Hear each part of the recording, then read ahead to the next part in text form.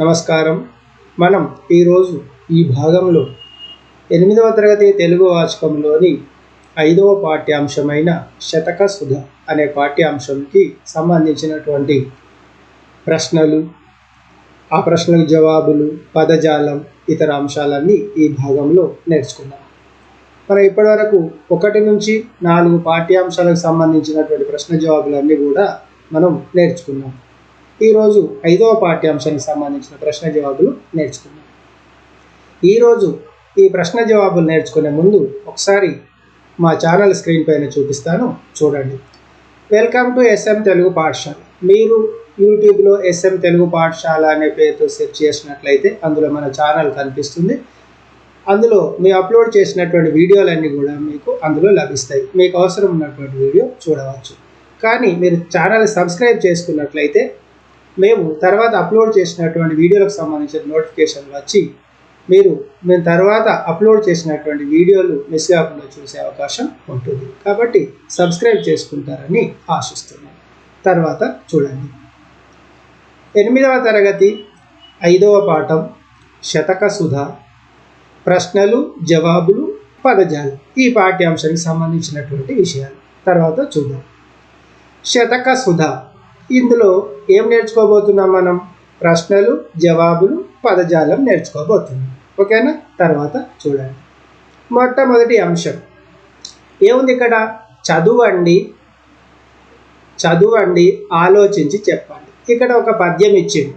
ఈ పద్యాన్ని చదవాలి, చదివి అర్థం చేసుకోవాలి. అర్థం చేసుకొని ఆ తర్వాత ఇచ్చినటువంటి ప్రశ్నలకు జవాబులు రాయాలి. మనం ఈ పద్యాన్ని ఈ పాఠ్యాంశం చదువుకున్న సందర్భంలోనే మనం నేర్చుకున్నాం. ఇది మనకు తరువుగా వచ్చినటువంటి పద్యమే. అయినప్పటికీ కూడా మరొకసారి చదువుతాను, చూడండి. చూసి మీరు అర్థం చేసుకోవాలి, ప్రశ్నలకు జవాబులు చెప్పాలి. ఓకేనా? చదువుదామా? రెడీ? యాదగిరీషుని వేడుకొంటూ తిరువాయిపాటి వెంకట కవి రచించిన కింది పద్యాన్ని చదవండి. ఎవరు రాసిరు ఇది? తిరువాయిపాటి వెంకట కవి రాసినటువంటి పద్యం. ఎవరిని వేడుకుంటూ రాసిండు? యాదగిరీషుని, యాదగిరి లక్ష్మీ నరసింహస్వామిని వేడుకుంటూ రాసినటువంటి పద్యం. ఈ పద్యం ఒకసారి చదువుదాం, చూడండి. వాదం చేయన్గ నరులు వాక్యపరుండని ఎగ్గు చేతురున్ మోదముతో భుజించునెడ ముందుగన్ బెల్తురు తిండిపోతుగా ఏదియున్ పల్కకున్న ఎడ నీ తండు మూగని ఎంచుచుందురుగా నీ దయగల్గంగ సుఖము నేర్పును యాదగిరీంద్ర మృక్కెదన్. ఇది పద్యం. ఈ పద్యం ఏ శతకంలోనిది? శ్రీ యాదగిరీంద్ర శతకంలోనిది. దీనికి భావం ఏంటిది? వాదము చేయగ నరులు వాక్యపరుండని ఎగ్గు చేతురు. మనం ఏదైనా విషయాన్ని మాట్లాడితే ఇది వాగుడు పోతు వాగుడుకాయ అని అంటారట. అదేవిధంగా మోదముతో భుజించునేడ ముందుగా వెళ్తురు తిండిపోతుగా. మనం ఇష్టంగా ఏదైనా ఆహారం తింటుంటే అబ్బా వీడు తిండిపోతురా అంటారట. అంటే తినకుంటేనేమో ఒక రకంగా అంటారు, తింటే మరొక రకంగా అంటారు. అదేవిధంగా ఏది పలకకున్న ఎడల నీ తండు మూగయ్యని ఎంచుచుంది. ఎక్కువ మాట్లాడితేనేమో వాగుడుకాయ అంటారు. ఏం మాట్లాడకపోతే అంటారు ఏడ మూగోడు ఎడ్డోడు అని అంటారట. అందుకే నీ దయగల్గంగ సుఖమును నేర్పును యాదగిరీంద్ర మృక్కెదన్. నీ దయ ఉంటే సుఖము, నేర్పు అవే వస్తాయి, మోక్షం కూడా లభిస్తుంది అని అంటున్నాను. నేను టూకీగా చెప్పేశాను. తర్వాత ఏందో చూద్దాం. చదవండి, ఆలోచించి చెప్పండి. ఇంతకుముందు మనం చదివినటువంటి పద్యానికి సంబంధించినటువంటి అంశం. ఇందులో ప్రశ్నలే ఉన్నాయో చూద్దాం. ప్రశ్నలు, మరి ఇందులో ఏ ప్రశ్నలు ఉన్నాయి? ఆ ప్రశ్నలు చూద్దాం, ఆ ప్రశ్నలకు జవాబులు కూడా చెప్తాం. మొదటి ప్రశ్న ఏంటో చూద్దాం ఒకసారి. ఈ పద్యము ఏ శతకములోనిది? కవి ఎవరు? ఈ పద్యం ఏ శతకంలోనిది? యాదగిరీంద్ర శతకములోనిది. రాసిన కవి తిరువాయిపాటి వెంకట కవి. చూద్దామా జవాబు? చూడండి ఒకసారి. ఈ పద్యం శ్రీ యాదగిరీంద్ర శతకములోనిది. కవి తిరువాయిపాటి వెంకట కవి. రాసిన కవి తిరువాయిపాటి వెంకట కవి. తర్వాత చూడండి, రెండవ ప్రశ్న. ఈ పద్యాన్ని చదివినప్పుడు మీరు ఏం గ్రహించారు? ఈ పద్యాన్ని చదివినప్పుడు మీరు ఏం గ్రహించారు? ఏం గ్రహించారు ఒకసారి చూద్దాం. ఈ పద్యాన్ని చదివినప్పుడు యాదాద్రి దేవుణ్ణి స్మరిస్తే సుఖము సంతోషము కలుగుతాయని కవి భావించాడని గ్రహించాడు. ఏం చేసినాం? యాదగిరీంద్రుణ్ణి స్మరిస్తే ఆ దేవుణ్ణి వేడుకుంటే సుఖము సంతోషము మోక్షం అన్నీ కలుగుతాయని ఆ కవి భావించింది అని మనకు అర్థమైంది. తర్వాత చూడండి, కవులు శతక పద్యాలు ఎందుకు రాస్తారు? మరి కవులు ఉన్నారు, కవులు శతక పద్యాలు ఎందుకు రాస్తారు? ఎందుకు రాస్తారో చూద్దాము. చూడండి ఒకసారి జవాబు చూడండి. కవులు శతక పద్యాలను తమకు కలిగిన అనుభవాలను, తెలిసిన విషయాలను సమాజానికి తెలియజేయడం కోసం రాస్తారు. ఈ పద్యాలలో నీతి, వైరాగ్య భావన తెలపడానికి, మానవులకు అంటే సమాజంలోని మనుషులకు తగిన జీవన విధానం ఏ విధంగా అలవర్చుకోవాలో తెలియజేయడానికి శతక కవులు పద్యాలు రాస్తారు. దీనికోసం శతక కవులు పద్యాలు రాస్తారు. ఎందుకు రాస్తారు? సమాజానికి తమ అనుభవాలను తెలియజేయడం కోసం, సమాజంలో ఎలాంటి స్వభావం గల వ్యక్తులు ఉంటారు, వైరాగ్య భావం అంటే ఏంటిది, మనుషులు ఏ రకమైనటువంటి మనుషులు ఉంటారనే విషయాన్ని తెలియజేయడం కోసం కవులు శతకాలు రాస్తారు. ఓకేనా? తర్వాత చూడండి, పై పద్యంలోని మకుటం ఏమిటి? మకుటం అంటే తెలుసుగా, పద్యపదం చివర ఉంటుంది. పై పద్యంలోని మకుటం యాదగిరీంద్ర మ్రొక్కెదన్ అనేది పై పద్యం యొక్క మకుటం. ఓకేనా? ఏంటిది? యాదగిరీంద్ర మ్రొక్కెదన్.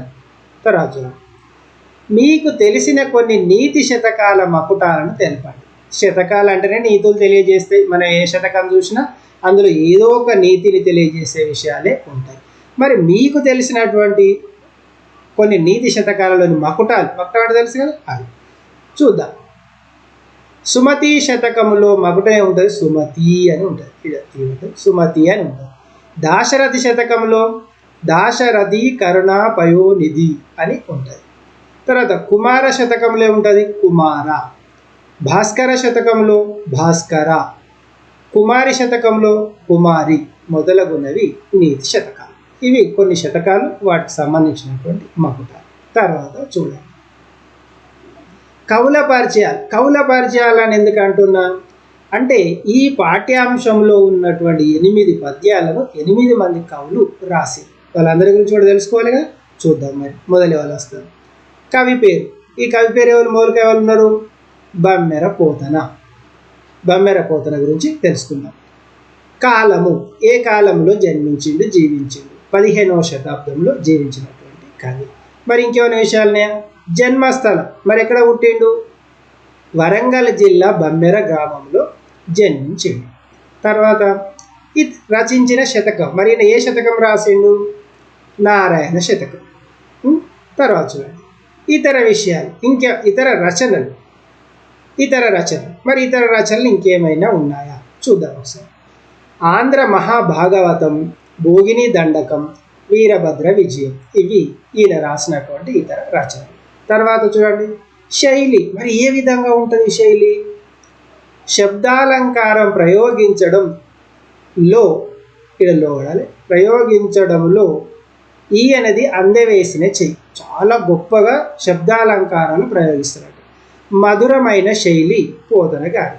పోతన గారి శైలి ఎలా ఉంటుంది? శైలి మధురంగా ఉంటుంది. తర్వాత చూద్దాం. తర్వాత కవి ఉంటాడు కదా, ఇంకొక కవి ఎవరు? శ్రీపతి భాస్కరుడు. తర్వాత కవి శ్రీపతి భాస్కరుడు. మరి ఈయన ఎప్పుడు పుట్టిండో చూడాలి కదా. కాలం. ఏ కాలంలో జీవించిండు? 17వ శతాబ్దంలో జీవించాడు. మరి ఎక్కడ పుట్టిండో చూడాలి కదా. జన్మస్థలం ఏంటిది? చాళుక్య యుగములో వీరశైవ మతాన్ని ఆదరించి ప్రచారం చేసిన శ్రీపతి పండితుని వంశీయుడని పరిశోధకుల భావన. అంతే, ఈ విషయాలు ఏమి తెలియదు. తర్వాత రచించిన శతకం. మరి ఏ శతకం రాసింది ఈయన? చిత్తా శతకం. ఈయన రాసింది చిత్తా శతకం. తర్వాత విషయం చూద్దాం. ఇంకొక కవి, 3వ కవి. ఈ 3వ కవి ఎవరో చూద్దాం. మారద వెంకయ్య. 3వ పద్యం రాసిన కవులు మారద వెంకయ్య. తర్వాత ఏమున్నది? కాలం. ఈయన ఏ కాలంలో జీవించిండు? 17వ శతాబ్దం, అంటే 300 సంవత్సరాల క్రితం జీవించినటువంటి కవి అన్నమాట. తర్వాత ఏముంటుంది? రచించిన శతకం. ఏ శతకం రచించిండు? భాస్కర శతకాన్ని రాసి. ఏ శతకం? భాస్కర శతకం. మరి ఎక్కడ పుట్టిండు అనేది ఉండాలి కదా. ఇతర విషయాలు ఏమున్నాయి? ఈయనది మారద వెంకయ్య భాస్కర అనే మకుటంతో పద్యాలు రాశాడు. ఈయన భాస్కర శతకములోని ప్రతి పద్యములోనూ మొదటి 2 పాదాల్లో ఒక నీతిని చెప్పి తర్వాత పాదాల్లో దాన్ని సమర్థిస్తూ ఒక దృష్టాంతాన్ని చెప్పడం ఆయన రచనల్లోని ప్రత్యేకత. ఇది మారద వెంకయ్యలో ఉన్నటువంటి ప్రత్యేకత. ఏం చేస్తాడు ఈయన? భాస్కర అనే మకుటంతో పద్యాలు రాశాడు. అయితే ఈయన రాసినటువంటి ప్రతి పద్యంలోనూ మొదటి 2 పాదాలలో ఒక నీతిని చెప్తాడు. తర్వాత మిగతా 2 పాదాల్లో ఏం చేస్తాడు ఆయన? వాటికి దృష్టాంతాన్ని, ఒక రుజువును చూపిస్తాడన్నమాట. దృష్టాంతం అంటే ఈ విధంగా ఉన్న దీంతో ఏదో ఒక విషయంతో పోలుస్తాడన్నమాట. అది తర్వాత చూడండి. కవి 4వ కవి ఎవరు? కంచర్ల గోపన్న. ఈయన ఏ కాలంలో జీవించిండు? 17వ శతాబ్దం. ఈయన కూడా 300 సంవత్సరాల పూర్వం జీవించినటువంటి వ్యక్తి. ఈయన ఎవరో తెలుసా? భద్రాచలంలోని రామాలయాన్ని నిర్మించినటువంటి కవి. తర్వాత చూడండి, జన్మస్థలం. మరి ఎక్కడ జన్మించిండు? ఖమ్మం జిల్లాలోని నేలకొండపల్లి. అక్కడ జన్మించిండు, అక్కడే జీవించిండు. తర్వాత చూడండి, రచించిన శతకం. మరి ఈయన శతకం రాసిండు? దాశరథి శతకాన్ని రాసిండు. ఈయన రాసినటువంటి శతకంలో మకుటం ఏంటిది? దాశరథి కరుణ పయోనిధి. ఓకేనా. తర్వాత చూడండి ఇతర రచనలు. భద్రాచల రామునిపై కీర్తనలు రచించాడు. ఆయన మీద ఎన్నో పాటలు రాశాడు. తర్వాత ఇతర విషయాలు ఏమున్నాయి? మరి గోపన్న రామదాసుగా కీర్తిని పొందాడు.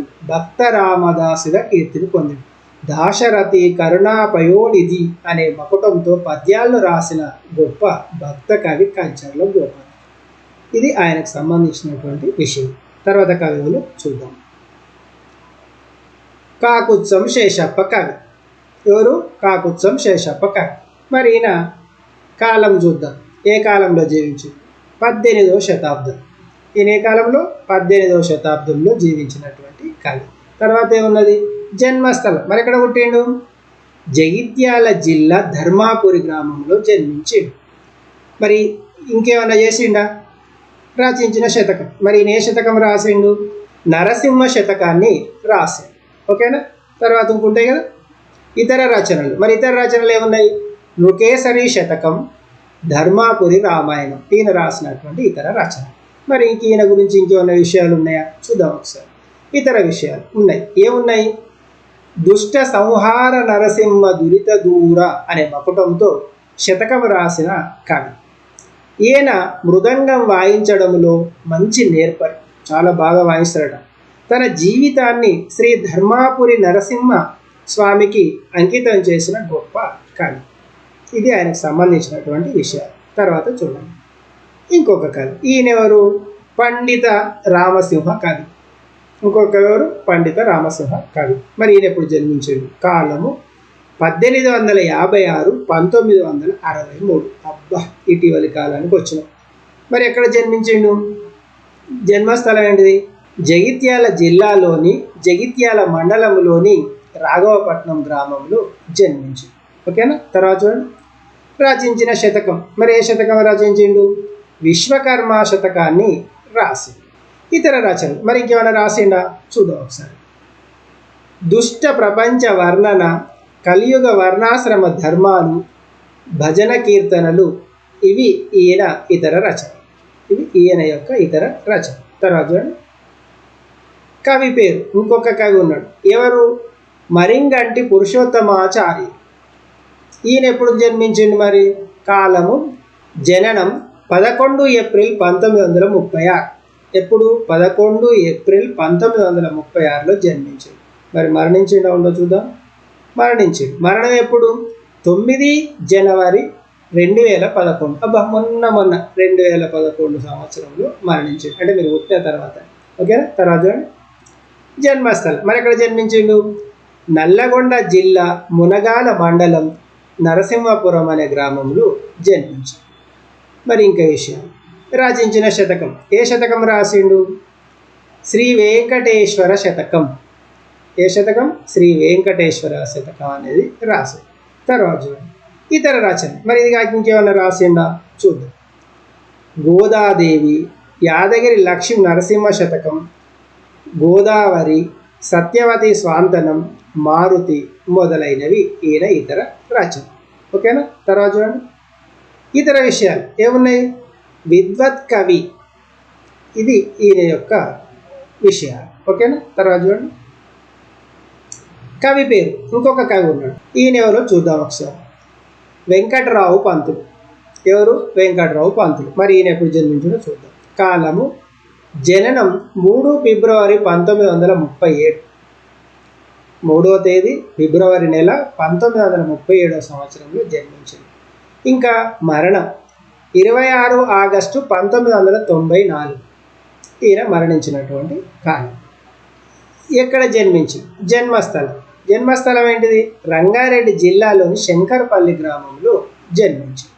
ఓకేనా? తర్వాత చూడండి రచించిన శతకం. మరి ఏ శతకాన్ని రాసిండు? శ్రీ భాకవరాంజనేయ శతకం.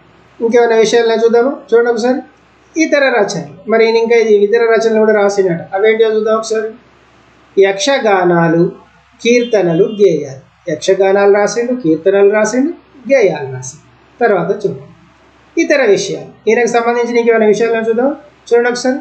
తాండూరు దగ్గరలోని బాకవరం అనే గ్రామంలో వెలిసిన ఆంజనేయ స్వామిపై బాకవరాంజనేయ కలభంజన అనే మకుటంతో పద్యాలు రాశాడు. ఇది ఆయన.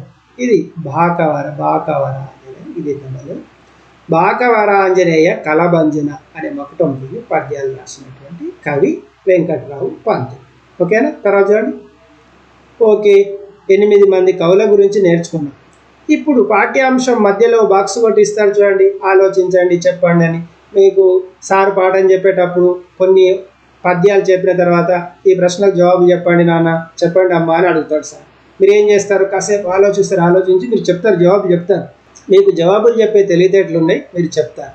అయినా మరి ఇక్కడ మీరు చెప్పినటువంటి జవాబులు ఏంటో చూద్దాం ఒకసారి. ముందు ప్రశ్న చూడాలి కదా, ప్రశ్న చూద్దాం. ప్రశ్న: కవి ఉద్దేశములో నిజమైన సుఖం అంటే ఏమిటి?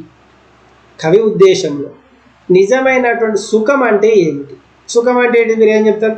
బాగా కమ్మగా తినాలి, మంచిగా నిద్రపోవాలి, పొద్దున 8 గంటల దాకా పడుకొని ఇస్తే అబ్బా ఎంత సుఖంగా ఉందిరా అని అనుకుంటారు. అంతేనా? చూద్దాం మరి కవి ఏం చెప్పాడో చూద్దాం ఒకసారి.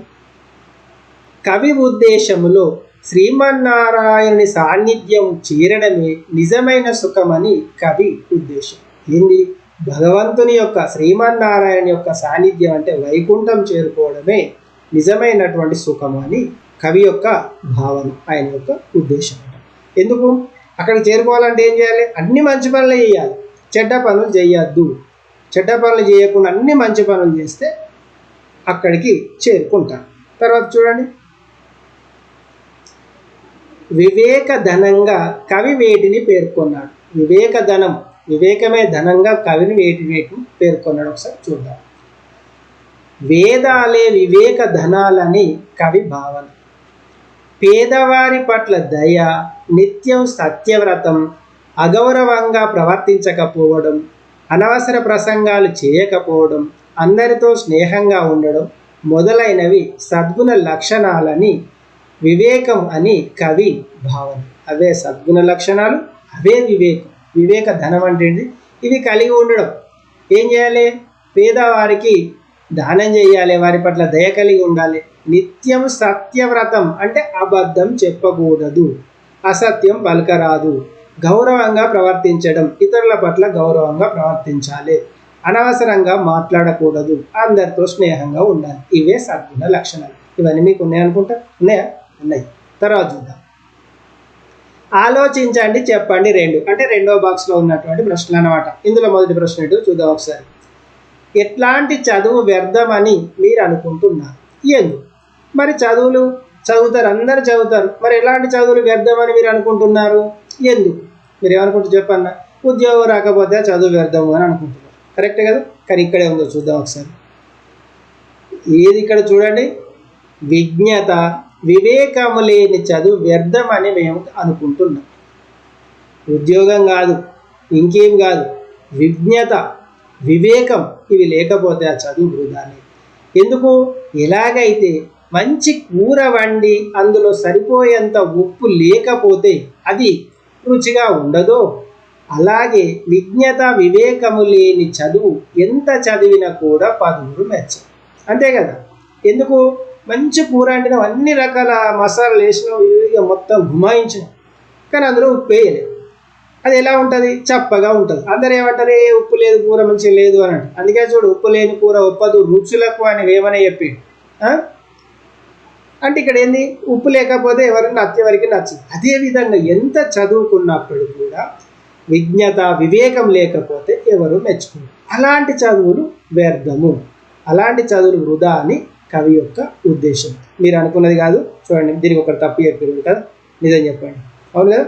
తర్వాత సత్సంపదలు అంటే ఏమిటి? మరి మంచి సంపదలు అంటే ఏమిటి చూద్దాం. శాశ్వతంగా మోక్షం లభించే సంపదలే సత్సంపద. అంటే పాపాలు చేయకుండా ఇంద్రియాలకు లోబడకుండా ఉండడమే సత్సంపద. సత్సంపదలు అంటే ఏంటి?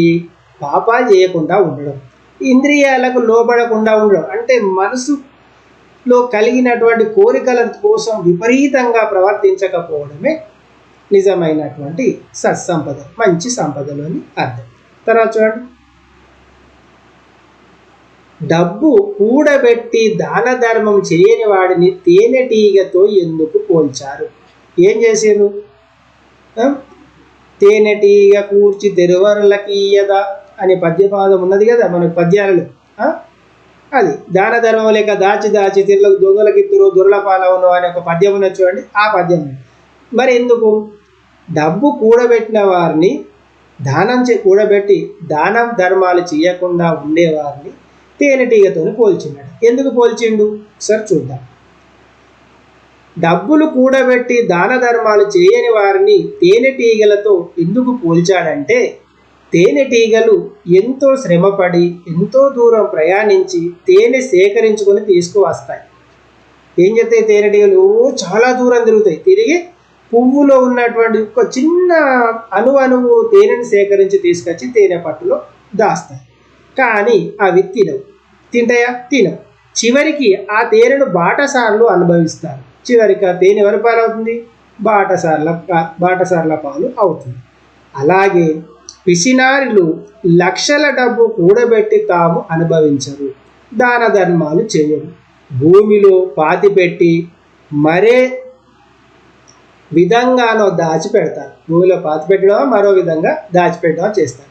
ఆ ధనం దొంగలు దోచుకోవడం లేదా రాజులు స్వాధీనం చేసుకోవడం చేస్తారు. మరి అలాంటి అభ్యమైతే దొంగలు ఎత్తుకపోవడమో లేకపోతే భూమి లోపల దొరికిన ఏ సంపద అయినా ప్రభుత్వానికే చెందుతుంది కాబట్టి అప్పుడు రాజులు ఉండేవాళ్ళు కాబట్టి రాజులు స్వాధీనం చేసుకుంటారు. ఇప్పుడైతే ప్రభుత్వం స్వాధీనం చేసుకుంటుంది. అందుకే తేనెటీగలు ఏ విధంగా అయితే తాము శ్రమపడి అనుభవించలేదో అలాగే పిసినారి వారు కూడా తాము కూడబెట్టిన ధనం అనుభవించారు. తేనెటీగ ఏ విధంగా అయితే అది సేకరించుకొని తీసుకొచ్చినటువంటి తేనెను తినలేకపోతుందో, అదేవిధంగా దానం చేయకుండా అక్కడక్కడ దాచిపెట్టినటువంటి పిసినారులు కూడా వాళ్ళు తినరు, ఇంకోళ్ళకి దానం చేస్తారు. అది చివరికి దొంగలెత్తుకపోవడం లేకపోతే రాజుల పాలు దొరల పాలు అవుతుంది.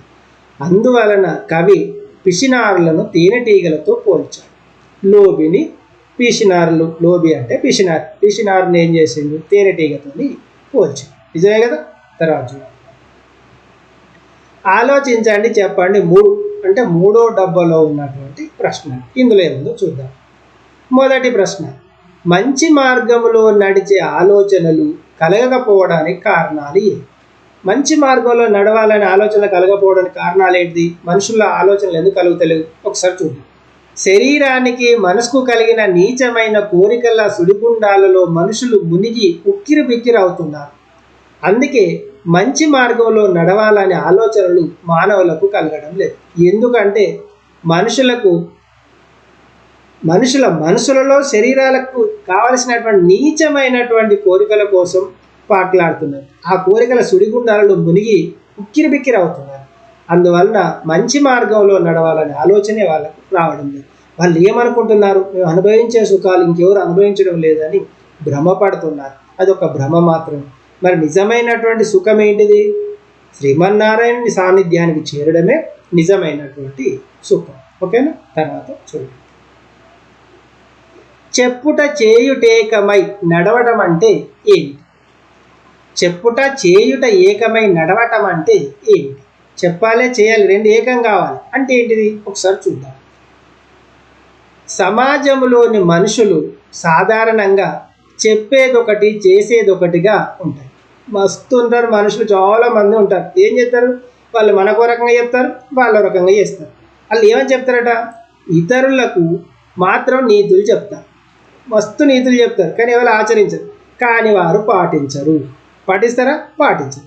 కానీ తాము చెప్పే నీతులన్నీ ఆచరిస్తే అన్ని రకాలైన జీవన విలువలు పెరుగుతాయని ఘంటాపథంగా చెప్తారు. ఇంకేం చెప్తారు? మేము చెప్పిన విధానాలు పాటించినట్లయితే మీ జీవితం మస్తు అద్భుతంగా ఉంటుందని చెప్తారు. కానీ వాళ్ళు మాత్రం ఆచరించరు. కానీ నీతులు చెప్పేవారు వాటిని ఆచరిస్తే ఈ సమాజం అంతా సవ్యంగా మారిపోతుంది. కానీ ఆ నీతులు చెప్పేవాళ్ళు కూడా ఆ నీతుల ప్రకారం నడుచుకుంటే ఈ సమాజం అనేది సవ్యమైనటువంటి మార్గంలో ప్రయాణిస్తుంది. వాళ్ళు ఆచరించరు, ఈ సమాజం బాగుపడదు. మరి ఎప్పుడు బాగుపడుతుంది? నీతులు చెప్పే వాళ్ళు కూడా ఆచరించినప్పుడే ఈ సమాజం బాగుపడుతుంది. ఓకేనా? తర్వాత చూడండి. కవి చెప్పిన పుణ్యపు పనులేవి? క్వశ్చన్ మార్క్ వాళ్ళది. కవి చెప్పిన పుణ్యపు పనులు ఏవి? ఏవి పుణ్యమైనటువంటి పనులు? చూద్దాం. ఆకలి డప్పులతో అలమటించే వారికి తినడానికి పట్టెడు అన్నం పెట్టి, మంచి కూర, మంచినీరు ఇచ్చి వారి ఆకలి తీర్చి సంతృప్తి పరచడం కంటే పుణ్యం ఏముంటుంది? నిజమైనటువంటి పుణ్యం ఏంటిది? కవి చెప్పినటువంటి పుణ్య పనులు ఏంటిది? ఆకలితో అలమటించేవారి, ఆకలి దప్పికలతో అలమటించే వారికి తినడానికి తిండి పెట్టి, మంచి కూరతో భోజనం పెట్టి, మంచినీళ్ళు ఇచ్చి వాళ్ళని తృప్తిపరచడమే నిజమైనటువంటి, వాళ్ళ ఆకలిని తీర్చి సంతృప్తి పరచడమే నిజమైనటువంటి పుణ్యం. అందుకే అంటారు కదా, అన్ని దానాల కంటే అన్నదానం మిన్న. అన్ని దానాల కంటే ఏ దానం మిన్న? అన్నదానం. అన్నదానాన్ని మించినటువంటి దానం లేదు అంటారు. ఇక్కడ ఏమన్నా చూడండి, అలాంటి పనులు చేసిన వారికి అన్ని పుణ్య ఫలాలు దక్కుతాయి. ఆ పని చేసిన వారికి అన్ని రకాల పుణ్య ఫలాలు దక్కుతాయి. ఇవి చేయండి. ఇవి ఇప్పటివరకు మనం చదువుకునే పాఠ్యాంశం మధ్యలో ఉన్నాయి, పాఠ్యాంశం ముందు ఉన్నటువంటి విషయాలు. ఇప్పుడు ఏం నేర్చుకోబోతున్నాం, చదువుకోబోతున్నాం మనం? పాఠ్యాంశం చివర ఇవి చేయండి అనే అంశం ఉంటుంది కదా, ఆ అంశంలో ఇచ్చినటువంటి విషయాలను ఇప్పుడు మనం ఒకసారి చదువుదాం. ఇందులో మొదటి అంశం ఏంటిది? విని అర్థం చేసుకొని ఆలోచించి మాట్లాడాలి. వినాలి, అర్థం చేసుకోవాలి, ఆలోచించాలి, మాట్లాడాలి. అర్థం చేసుకొని మాట్లాడాలి. వాటి ఏదో నోటికి వచ్చినట్టు మాకు ఏమంటారు? ఏ వట్టి వదిలిపోతాడు అంటారు. అంతేనా? మీ క్లాసుల వల్ల ఉన్నారా? ప్రతిదానికి సార్ సార్ సార్ అంటే వాళ్ళు ఉంటారు కదా, ఏమంటారు? ఏ వీరబ్బా ఇది నసగాడు అంటారు కదా, అట్లాంటి. తర్వాత చూడండి, పాఠములోని పద్యాలను రాగ భావయుక్తంగా చదవండి. మీరు ఏం చెయ్యాలి? పాఠంలో ఉన్నటువంటి పద్యాలను రాగయుక్తంగా భావయుక్తంగా చదవాలి. నేను ఈ పాఠ్యాంశంలోని పద్యాలన్నింటినీ కూడా యూట్యూబ్లో అప్లోడ్ చేశాను, మీరు అందులో చూడవచ్చు. అందుకే మిమ్మల్ని సబ్స్క్రైబ్ చేసుకోమని ఎందుకంటున్నా అంటే, తర్వాత మేము అప్లోడ్ చేసినటువంటి వీడియోలకు సంబంధించిన నోటిఫికేషన్లు వస్తాయి కాబట్టి మా ఛానల్ సబ్స్క్రైబ్ చేసుకుంటే మీరు అవి మిస్ కాకుండా చూసే అవకాశం ఉంటుంది. ఇందులో అన్ని పద్యాలు వివరించాను, అన్ని పద్యాలకు అర్థాలు వివరించాను. అందుకే నేను ఈ భాగంలో పాఠ్యాంశంలో ఉన్నటువంటి కఠిన పదాలకు అర్థాలు చెప్పడం లేదు. ఎందుకంటే నేను పద్యాలు చెప్పినప్పుడే ప్రతి పద్యంలో ఉన్నటువంటి పదాలన్నింటి కూడా అర్థాలు వివరించాను. కావాలంటే మీరు వీడియో చూడండి, అందులో పద్యం కిందనే మొత్తం ఆ పద్యంలో ఉన్నటువంటి కఠిన పదాలన్నింటి కూడా అర్థాలు వివరించాను. కాబట్టి మళ్ళీ ఇక్కడ నేను అర్థాలు చెప్పడం లేదు. ఓకేనా? తర్వాత చూడండి. విద్యార్థులు పద్యాలను రాగ భావయుక్తంగా చదవడం అభ్యాసం చేయాలి. అంటే నేర్చుకోవాలి. మీరు ఏం చేయాలి? ఈ పద్యాలను రాగయుక్తంగా భావయుక్తంగా చదవడానికి ప్రయత్నం చేయాలి. చదువుతూ ఉంటే అదే వస్తుంది. అంతేగాని మూలుగా రోగం, తీయగా రాగం అంటే పాడంగా రాగం వస్తుంది, మూలిగితే రోగం వస్తుంది. అంటే మీరు ఏం చేయాలి? తీయగా అంటే చదువుతూ ఉంటే అవే వస్తాయి. ఓకేనా? తర్వాత చూడండి. రెండవది, శతక పద్యాలు సమాజాన్ని అర్థం చేసుకోవడానికి తోడ్పడతాయి. చర్చించండి. ఏమంటాడు? శతక పద్యాలు ఈ సమాజాన్ని అర్థం చేసుకోవడానికి ఉపయోగపడతాయి. తోడ్పడతాయి అంటే సహకారం అందిస్తాయి. ఎట్లా? వర్ణించండి, చర్చించండి. దాని గురించి చర్చించాలి. మీరు ఇక ఈ ప్రశ్నకు జవాబు ఏమన్నాడు? ఆలోచించండి చెప్పండి అన్నాడు. రాయమని అనలేదు కదా, అందుకే ఆలోచించాలి చెప్పాలి. ఇక్కడ జవాబు చూద్దాం. శతక పద్యాలు సమాజాన్ని అర్థం చేసుకోవడానికి తోడ్పడతాయి. ఎలాగంటే పద్యాలలో చెప్పిన విషయాలు ఎక్కువ తక్కువ భేదాలు లేకపోవడం, అజ్ఞానాన్ని తొలగించుకోవడం, మంచి లక్షణాలు అలవర్చుకోవడం, విపరీతమైన కోరికలతో జీవితాన్ని దుర్భరం చేసుకోకపోవడం, దైవచింతన లేకపోవడం, అహంకారంతో ఉండడం, దాన ధర్మాలు చేయకపోవడం, ఇతరులను తక్కువగా చూడడం మనం నేటి సమాజంలో గమనిస్తున్న అంశం. ఇవన్నీ కూడా నేటి సమాజంలో ఉన్నాయి. డబ్బున్న వాళ్ళు ఏం చేస్తారు? పేదవాడిని ఈసడించుకుంటారు. అందంగా ఉన్నవాడు ఏం చేస్తాడు? కొంచెం అందంగా లేని వాళ్ళని ఈసడించుకుంటారు. ఎన్ని రకాల మనుషులు ఉంటారో మీకు తెలిసే ఉంటుంది. మీరు మనుషుల యొక్క స్వభావాన్ని చూడాలంటే సమాజం దాకా వెళ్ళాల్సిన అవసరం లేదు. మీ స్కూలే తీసుకోండి, మీ క్లాసే తీసుకోండి, మీ తరగతిలో ఎంతమంది పిల్లలను మీరు ఆధారంగా చూస్తారు? ఎంతమందిని చూస్తారు? కొద్ది మందిని మాత్రమే చూస్తారు. వాస్తవమా కాదా? మీరు ఒక్కసారి గుండె మీద చేసుకొని స్మరించుకో, అది ఒకసారి మరణం చేసుకోండి. నేను ఎవరిని ఎట్లా చూసినా, ఏ అమ్మాయిని ఎట్లా చూసినా, ఈమెను ఎట్లా చూసినా అని ఒకసారి ఆలోచించుకోండి. ఆమె ఒక రోజు ఎవరో ఒకరు కొంచెం నీట్గా తయారు కాకపోతే అబ్బా జిడ్డు, నువ్వు మనసులో అనుకున్నావు అనుకోలేదా? అనుకున్నావు. మరి ఆమె అలా నీట్గా తయారై రాకపోవడానికి గల కారణాలు ఏంటి అని ఆలోచించినావు? మనకంతా ఆలోచిస్తాము, కానీ ఆలోచించాలి. అలా ఆలోచించినప్పుడే నిజమైనటువంటి వివేకవంతులు అని అర్థం అన్నమాట. అంటే మీరు వివేకవంతులే కదా, ఆలోచించాలి. ఈ లక్షణాలన్నీ కూడా మన శతక పద్యాలలో వివరించబడ్డాయి. కాబట్టి శతక పద్యాలతో సమాజాన్ని అర్థం చేసుకోవడానికి అవకాశం ఉంది. ఇవన్నీ కూడా శతక పద్యాలలో ఉన్నాయి కాబట్టి ఈ శతకాలతోని మనం సమాజాన్ని అర్థం చేసుకునే అవకాశం ఉన్నది. ఓకేనా? తర్వాత చూడండి. ధారాళంగా చదవడం, అర్థం చేసుకొని ప్రతిస్పందించడం. ఇక్కడ కింద ఇచ్చినటువంటి అంశాన్ని ఏం చేయాలి? ధారాళంగా అంటే మంచిగా చదవాలి. చదివి ఏం చేయాలి? అర్థం చేసుకోవాలి. అర్థం చేసుకొని ఆ కింద ఇచ్చినటువంటి ప్రశ్నలు ఏది అడిగితే అది అడిగిన దానికి మనం సమాధానం చెప్పాలి. అలా చెప్పినట్లయితే మీరు బాగా చదువుకున్నట్లు లెక్క. ఓకేనా? మరి ఏమడుగుతారో చూద్దాం. పాఠములోని పద్యాల ఆధారంగా కింద తెలిపిన పదాలతో వేటిని పోల్చినారో రాయండి. పాఠంలోని పద్యాలు ఉన్నాయి కదా, మనం చదువుకున్నాం కదా, ఆ పద్యాలలో ఉన్నటువంటి కొన్ని పదాలను కొన్నింటితో పోల్చిండట. మరి ఏ పదాన్ని దేనితో పోల్చిండు? ఇప్పుడు ఒకసారి చూద్దాం. ఉప్పు వచ్చింది. ఈ ఉప్పును దేనితో పోల్చిండు? ఉన్నత చదువులు చదివిన విద్యావంతుల యొక్క విచక్షణ ఔచిత్యాలను ఉప్పుతో పోల్చాడు. వివేకము, విచక్షణ లేనటువంటి చదువు ఎలాంటిది? ఉప్పు లేనటువంటి కూర లాంటిది. ఉప్పు లేనటువంటి కూరని ఏ విధంగానైతే ఎవరు మెచ్చుకోరో, విజ్ఞానము వివేకము లేనటువంటి చదువును కూడా ఎవరు మెచ్చుకోరు. కాబట్టి ఉప్పుతో పోల్చాడు. తర్వాత చూద్దాం. వేదాలు. మరి వేదాలను వేటితో పోల్చేయండు?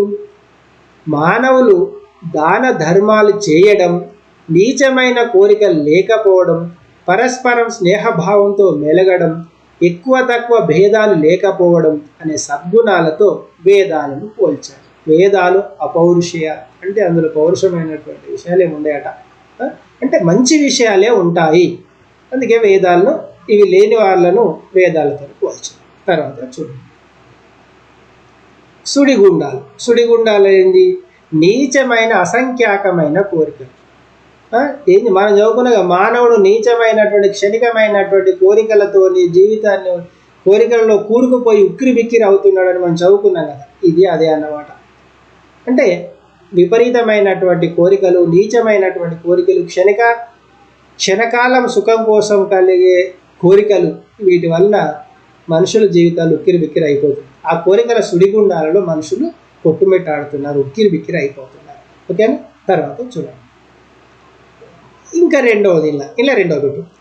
కరీంనగర్ జిల్లా వేములవాడ కవి మామిడిపల్లి సాంబశివ శర్మ రాసిన కింది పద్యాన్ని చదవండి. ఇవాళ కరీంనగర్ జిల్లాలోని వేములవాడ కవి మామిడిపల్లి సాంబశివ శర్మ రాసిన కింది పద్యాన్ని చదవండి అని అన్నారు. ఇచ్చిన ప్రశ్నలకు సరైన జవాబులు గుర్తించండి. కింద కొన్ని ప్రశ్నలు ఇచ్చాడు, మల్టిపుల్ చాయిస్ ఆన్సర్స్ ఇచ్చాడు, అంటే సమాధానాలు ఇచ్చిన సరైనటువంటి సమాధానాన్ని గుర్తించాలి. ఇక్కడ ఒక చిన్న సవరణ. కరీంనగర్ జిల్లా వేములవాడ కవి. అంటే వాస్తవంగా వేములవాడ అనేది కరీంనగర్ జిల్లాలో లేదు, రాజన్న సిరిసిల్ల జిల్లాలో ఉంది. ఇది రాజన్న సిరిసిల్ల జిల్లాలో ఉన్నటువంటి వేములవాడ అని మనం అర్థం చేసుకోవాలి. ఓకేనా? మరి ఇది ఏమిచ్చిండో చూద్దాం. పద్యం ఇచ్చిండు. ఆ పద్యం ఏంటో చూద్దాం. ఇక్కడ ఈ పద్యం ఇచ్చిండు. పరువు లేకున్న జగతి సంబరము లేదు, సంబరము లేక అన్నమే సైపబోదు, అన్నమే లేకయున్న సోయగము సున్న, సోయగము లేకయున్న మెచ్చుదురే జనులు. ఇది పద్యం. ఏమంటుండు? పరువు లేకుంటే జగతి సంబరము లేదు. అంటే మనకు గౌరవ మర్యాద లేకపోతే మనం సంతోషంగా ఉంటాం, పండుగ చేసుకున్నట్టు ఉంటాం.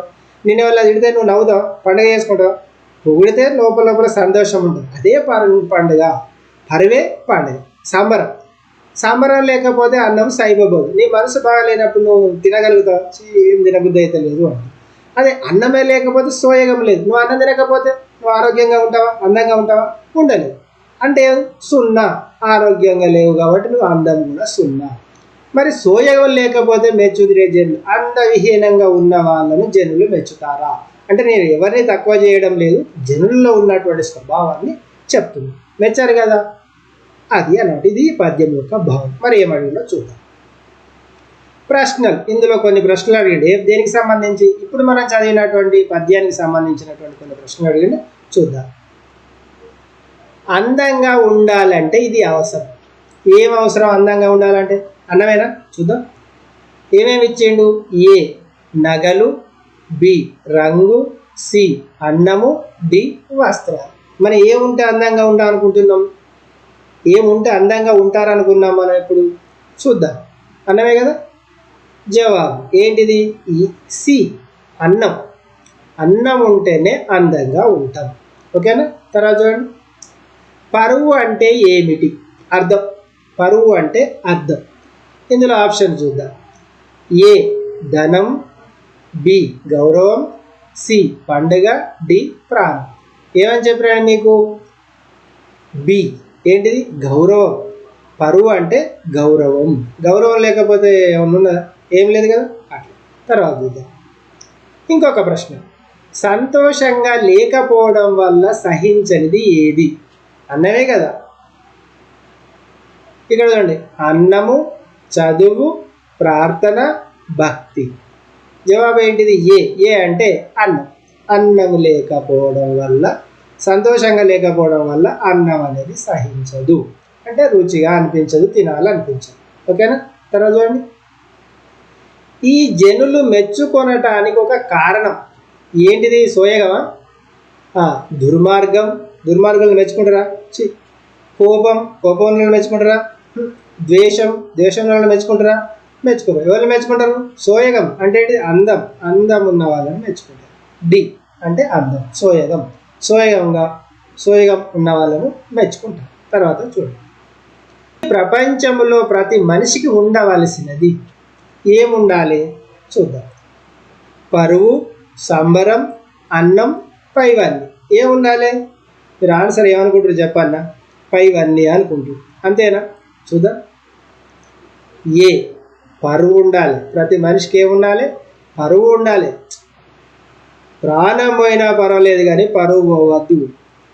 నువ్వు ఏం తినకున్నా పర్వాలేదు కానీ సంఘంలో గౌరవం ఉండాలి అనేది దీని యొక్క అర్థం. తర్వాత చూడండి. స్వీయ రచన అంటే సొంతంగా రాయడం. ఇప్పటిదాకా ఏం చేసినాం మనం? ఇచ్చినటువంటి అంశాన్ని చదివినాం, అర్థం చేసుకున్నాం, అడిగినటువంటి వాటికి సమాధానాలు చెప్పినాం. మరి ఇప్పుడు ఏం చేయాలి? స్వీయ రచన అంటే సొంతంగా రాయాలి. అడిగినటువంటి ప్రశ్నలకు సొంతంగా జవాబులు రాయాలి. మరి రాద్దామా? చూద్దాం. ఇందులో మొదటగా ఏ అంశం ఇచ్చిండో చూద్దాం. కింది ప్రశ్నలకు 5 వాక్యాల్లో జవాబులు రాయాలి. కింద కొన్ని ప్రశ్నలు ఇచ్చిండు, ఆ ప్రశ్నలకు మనం జవాబులు రాయాలి. ఎన్ని వాక్యాలలో రాయాలి? 5 వాక్యాలలో రాయాలి. చూద్దాం. మరి మొదటి ప్రశ్న ఏంటో చూద్దాం. తుచ్చ సౌఖ్య సంపాదనకై అబద్ధముల బల్కకు వాదములాడబోకు అని భాస్కర కవి ఎందుకు చెప్పి ఉంటాడు? తుచ్చమైనటువంటి సంపాదన కోసం అబద్ధాలు చెప్పుడు, వాదములు అంటే ఈ వాదాలు పెట్టుకోవడం అవసరమా? అలా చేయకు అని భాస్కర కవి చెప్పిండు. మరి ఎందుకు చెప్పుకుంటాడు? జవాబు చూద్దాం. అబద్ధం పలకడం మానవుని హీనమైన స్థితికి నిదర్శనం. అబద్ధాలు ఎప్పుడు చెప్తారు?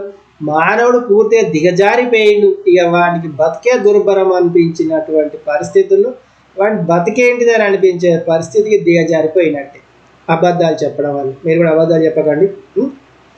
మన సంస్కృతిలో అంటే మన దేశంలో మన సాంప్రదాయ ప్రకారం మన ఆచార వ్యవహారాల ప్రకారం రాముడు, హరిశ్చంద్రుడు, బలిచక్రవర్తి, శిబిచక్రవర్తి వంటి వారు సత్యవాక్కు పాలకులుగా పేరు పొందిన మహనీయులు. మనం చదువుకున్నటువంటి కథలలో శిబిచక్రవర్తి, బలిచక్రవర్తి, హరిశ్చంద్రుడు, శ్రీరాముడు ఇచ్చిన మాట తప్పనటువంటి వాళ్ళు. తెలుసు కదా, హరిశ్చంద్రుడు అబద్ధము చెప్పని వాడు అనగానే మనకు హరిశ్చంద్రుడే గుర్తుకొస్తాడు. దానం అనగానే కర్ణుడు గుర్తుకొస్తాడు. అబద్ధం చెప్పలేదు అనగానే హరిశ్చంద్రుడే గుర్తుకొస్తాడు. అదేవిధంగా బలిచక్రవర్తి ఏం చేసిండు? వామనావతారములో వచ్చి 3 అడుగుల నేలను అడిగినటువంటి శ్రీ మహావిష్ణువుకి 3 అడుగుల నేలను దానం చేసిండు. అప్పుడు 3 అడుగుల నేలలో ఏమేమి ఇచ్చిండు? శ్రీ మహావిష్ణువు ఏం చేసిండు? 1 అడుగు నేలపై పెట్టి 1 అడుగు ఆకాశంలో పెట్టి 3వ అడుగు పెట్టడానికి స్థలం లేదు అంటే ఈ బలిచక్రవర్తి ఏం చేసిండు? తన తలపై పెట్టమని 3వ పాదాన్ని అంటే విష్ణువు యొక్క 3వ పాదాన్ని బలిచక్రవర్తి శిరస్సుపై పెట్టుకున్నాడు. అప్పుడు శ్రీ మహావిష్ణువు ఏం చేసిండు? బలిచక్రవర్తిని పాతాళ లోకంలోకి తొక్కివేసి అంత ప్రాణం పోతుందని తెలిసి కూడా దానం చేసినటువంటి మహనీయుడు బలిచక్రవర్తి. శిబిచక్రవర్తి గురించి మీకు తెలుసు. అగ్ని ఇంద్రుడు డేగా పావురం రూపంలో వచ్చి మాంసాన్ని కోసిమంటే ప్రాణం పోయినా పర్వాలేదని మాంసాన్ని కోసిచ్చినటువంటి గొప్ప చక్రవర్తి శిబిచక్రవర్తి. వీళ్ళందరూ కూడా సత్యవాక్కు పాలకులుగా అంటే ఆడిన మాట తప్పని వాళ్ళుగా, అబద్ధం చెప్పని వాళ్ళుగా పేరు పొందినటువంటి మహనీయులు. ఇక నీచమైన, క్షణికమైన, అశాశ్వతమైన సుఖాల కోసం, సంపదల కోసం అబద్ధం ఆడి మనిషి వ్యక్తిత్వాన్ని, తన యొక్క ఘనమైన చరిత్రను మలినపరచుకోవడం అవివేకం అని కవి భావించారు. వాళ్ళు అలా చేశారు. కానీ మనుషులేంది? నీచమైనటువంటి, క్షణికమైనటువంటి, అశాశ్వతమైనటువంటి సంపదల కోసం అబద్ధం ఆడి తన వ్యక్తిత్వాన్ని ఆ మనిషి యొక్క ఘనమైనటువంటి, గొప్పనైనటువంటి చరిత్రను మలినపరచుకోవడం అంటే ఇక మలినం చేసుకోవడం అవివేకమని కవి భావించింది. మనం కూడా అలానే అనుకున్నాం. అంతేనా? తర్వాత వివేకవంతునికి ఉండవలసిన లక్షణాలు. వివేకవంతుడు అంటే వివేకంతో ఆలోచించేవాడు, మంచి చెడులు సక్రమంగా చూసేవాడు. మరి అతనికి ఉండవలసినటువంటి లక్షణాలు ఏమిటి? వివేకవంతునికి ఉండవలసినటువంటి లక్షణాలు: అబద్ధాలు ఆడకపోవడం, దాన ధర్మాలు చేయడం, గౌరవాన్ని కాపాడుకోవడం, అందరితో స్నేహభావంతో మెలగడం, భేదభావాలు లేకపోవడం. ఇవి వివేకవంతుని యొక్క లక్షణాలు. వివేకవంతుడు ఎలా ఉండాలి? అబద్ధం చెప్పద్దు, దాన ధర్మాలు చేస్తూ ఉండాలి, గౌరవాన్ని కాపాడుకోవాలి, అందరితోని స్నేహభావంతో ఉండాలి. ఈ విధంగా ఉన్నట్లయితే అతను నిజమైనటువంటి వివేకవంతుడు అని మనం అర్థం చేసుకోవచ్చు. తర్వాత చూడండి, పెంపున తల్లివై అనే పద్యములోని అంతరార్థాన్ని మీరు ఏమని గ్రహించారు? ఉంది కదా, పెంపున తల్లివై కలిశగున్న సమాగమొందకున్నను రక్షింపను వెజ్జువై ఉన్నది కదా పద్యం. ఆ పద్యంలోని అంతరార్థం, ఆ పద్యం యొక్క భావంలో ఉన్నటువంటి అంతరార్థాన్ని మీరు ఏం గ్రహించారు? చూద్దాం ఒకసారి. మీరేం గ్రహించారు? పెంపున తల్లివై అనే పద్యం అంతరార్థం ఏంటిదంటే, ఈ సృష్టిలో అందరికీ భగవంతుడే తల్లి, తండ్రి, వైద్యుడు. అతనే తల్లి, అతనే తండ్రి, అతనే వైద్యుడు. అతడే తన భక్తులను కాపాడుతాడు. భక్తులను ఎవరు కాపాడుతారు? భగవంతుడే కాపాడుతాడు. మోక్షాన్ని ప్రసాదిస్తాడు, మోక్ష ప్రాప్తి కల్పిస్తాడు. కాబట్టి మానవ రూపంలో ఉన్న భగవంతుణ్ణి గుర్తించాలి, భగవంతుణ్ణి చిత్తశుద్ధితో ఆరాధించాలి, అందరినీ గౌరవించాలి. ఏం చేయాలి? మానవ సేవే మాధవ సేవ అని అంటారు కదా. అంటే మనిషి రూపంలో ఉన్నటువంటి, అంటే ప్రతి మనిషిలోనూ భగవంతుణ్ణి చూడగలిగినటువంటి విచక్షణ మనుషులకు ఉండాలి. అలా ఉన్నట్లయితే అన్నీ సక్రమంగానే జరుగుతాయని ఉంటారు. తర్వాత కోరికలకు బానిసై ఉక్కిరి బిక్కిరి కావడం కంటే విశిష్ట మార్గాన్ని వెతుక్కోవడం మంచిది. దీనిపై మీ అభిప్రాయాన్ని రాయండి. దాన్ని నేర్చుకున్నాం మనం ఏమనుకుంటాం, నిజమే అనుకుంటాం కదా. జవాబు చూద్దాం, జవాబు ఏముంటుంది. మానవుని కోరికలు అనంతం, అవి రేసు గుర్రాల లాంటివి. మానవుని కోరికలు అనంతం, ఒక కోరిక తర్వాత ఒక కోరిక అది కలుగుతూనే ఉంటుంది. నీకు ఏమనిపిస్తుంది, అబ్బా ఈరోజు మా అమ్మ అన్నప్పటి నుంచి చికెన్ కూర వండి పెడితే బాగుండు అనిపిస్తుంది. ఏదో ఒక రోజు అమ్మ చికెన్ కూర వండి పెట్టింది, మంచిగా తిన్నావు, దాంతో నీ కోరికలు లేకుండా పోతాయా? ఏమనిపిస్తుంది మళ్ళా, మరొకసారి ఇంకేమన్నా ఎగ్గు కూరను లేకపోతే ఇంకేదో ఉంటే బాగుండు అని కోరిక కలుగుతుంది, అవునా? పోనీ దసరా పండుగ వచ్చిందో, రంజాన్ పండుగ వచ్చిందో, క్రిస్టియన్ పండుగ వచ్చినప్పుడు మీ అమ్మ నాన్న ఇంకో డ్రెస్ కొనిచ్చారు అనుకోండి, అప్పుడు ఏమనుకుంటారు, సంతోషంగానే ఉంటారు. ఇక నాకు ఈ డ్రెస్ చాలనుకుంటారా, అబ్బా ఇంకొక డ్రెస్ కొనిస్తే బాగుండు. అబద్ధమా నిజమే? నిజమే కదా. అంటే కోరికలు అనేటివి ఒకదాని తర్వాత ఒకటి వస్తూనే ఉంటుంది. ఒకటి తీరగానే మీరు ముందేమనుకున్నారు, అబ్బాయి ఈ పండుగకు అమ్మ నాన్న ఒక డ్రెస్ కొనిస్తే బాగుండు, సరిపోతుంది అని అనుకున్నారు. ఒకటి కొనియాగానే ఏమనుకున్నారు, మళ్ళీ అబ్బాయి ఇంకొకటి కొనిస్తే ఇంకా బాగుండు. అంటే కోరికలు అలా ఉంటాయి అన్నమాట, మనిషి యొక్క సహజమైనటువంటి నైజం అన్నమాట. మనం ఎన్ని కోరికలు తీర్చుకున్నా మరికొన్ని కొత్త కోరికలు పుడుతూ ఉంటాయి. ఇప్పటిదాకా చెప్పింది అది. ఆ కోరికలు తీర్చుకోవడం గురించి ఆలోచిస్తుంటే, వాటి కొరకు పరిగెత్తుతుంటే మనిషి బ్రతుకు ఉక్కిరి బిక్కిరి అవుతుంది. మీరే చూడండి, మీరు ఒక డ్రెస్ కొనిచ్చినప్పుడు సంతృప్తి పడితే ఇక మీకు ఇక సమస్య లేదు. మీరు ఇంకొకటి కావాలని అమ్మ నాన్న అడిగినప్పుడు వాళ్ళు ఏమన్నారు, ఎక్కడున్నాయి బిడ్డ, ఇప్పటికెప్పుడు కొనిచ్చిన కదా, డబ్బులు ఇప్పుడు ఎందుకు అవసరమా, నువ్వు పెద్ద ఎరుగుతున్నావు కదా, నీకు చిన్నగా అయిపోతాయి అని చెప్పారు అనుకో, నేను ఏది అడిగినా కొనియరు అని అనుకుంటావు. దానివల్ల నీ మనసులో అసంతృప్తి, దాంతో ఇక నువ్వు అంతా ఉక్కిరి బిక్కిరిగా ఏచి కానీ అది కానీ ఇట్లా ఈ రకంగా ఉంటావు అన్నమాట. జీవితం నరకప్రాయంగా తయారవుతుంది. కావున మానవులు కోరికలను అదుపులో ఉంచుకోవాలి. కోరికలను అదుపు చేసే విశిష్ట మార్గమైన భక్తి, త్యాగము, దానము అనే విశిష్ట మార్గాలు మనసును ప్రశాంతంగా ఉంచుతాయి. కాబట్టి మానవులు విశిష్ట మార్గాలను అలవర్చుకోవాలి. ఓకేనా? తర్వాత చూడండి, కింది ప్రశ్నకు 10 వాక్యాల్లో జవాబులు రాయండి. కింది ప్రశ్నలకు, ఒకటే ప్రశ్న ఇచ్చింది కాబట్టి ప్రశ్నలు అన్నది, కానీ ఒకటే ప్రశ్న ఉన్నది కాబట్టి ప్రశ్నకు అన్నది. కింది ప్రశ్నలకు 10 వాక్యాల్లో జవాబులు రాయండి. 10 వాక్యాలు చూద్దాం. ప్రశ్న ఏంటో చూద్దాం ముందు.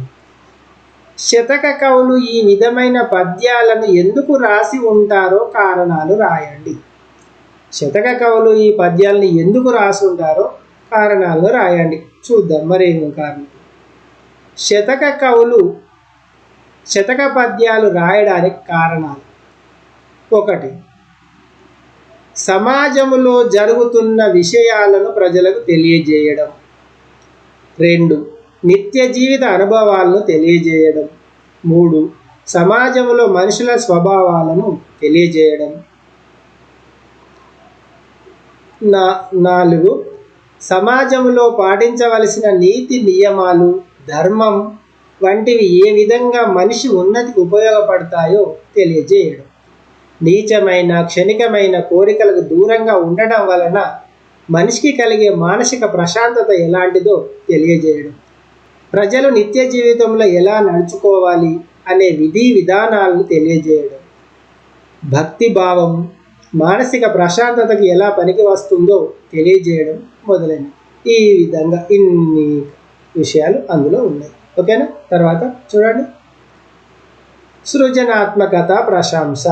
సృజనాత్మకత ప్రశంస అంటే ప్రశంసిస్తూ రాయాలి, సృజనాత్మకంగా రాయాలి. చూద్దాం ఒకసారి ఏందో. కింది ప్రశ్నలకు జవాబులు సృజనాత్మకంగా రాయండి అంటే మీరు సొంతగా రాయాలి. చూద్దాం. మీ పాఠశాలలో పిల్లలకు నిర్వహించే పద్యాల పోటీలో పిల్లలందరూ పాల్గొనాలని కోరుతూ ఒక ప్రకటన రాయండి. ఏమీ లేదు, మీ పాఠశాలలో పద్యాల పోటీలు జరుగుతున్నాయి, ఆ పద్యాల పోటీల్లో అందరూ పాల్గొనాలని తెలియజేస్తూ ఒక ప్రకటన రాయాలి. ఆ ప్రకటన ఏ విధంగా ఉంటుందో చూడాలి. ఈ ప్రకటనలో ఏమేమి ఉండాలట? ప్రకటనలో పోటీ నిర్వహణ తేదీ, ఏ రోజున నిర్వహిస్తున్నాం, స్థలం ఎక్కడ, సమయం ఏ టైంలో అనే మొదలైన వివరాలు ఉండాలి. మరి చూద్దాం, ప్రకటన రాద్దాం చూడండి. పాఠశాల స్థాయిలో బాలబాలికలకు పద్య పఠన పోటీలకు ఆహ్వానం. నేను రాసిన ప్రకటన మీద రాసినటువంటి విషయం. ఇందులో ఏమిటో చూద్దాం.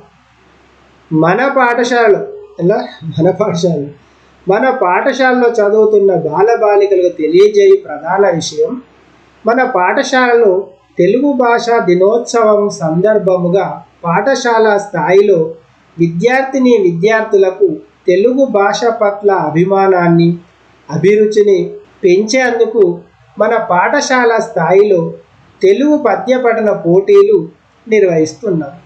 ఈ పోటీల్లో విద్యార్థులు అందరూ పాల్గొని మాతృభాష మీద తమకున్న అభిమానాన్ని, ఆసక్తిని, వారి యొక్క విజ్ఞానాన్ని ప్రదర్శించవలసినదిగా ఆహ్వానిస్తున్నాం.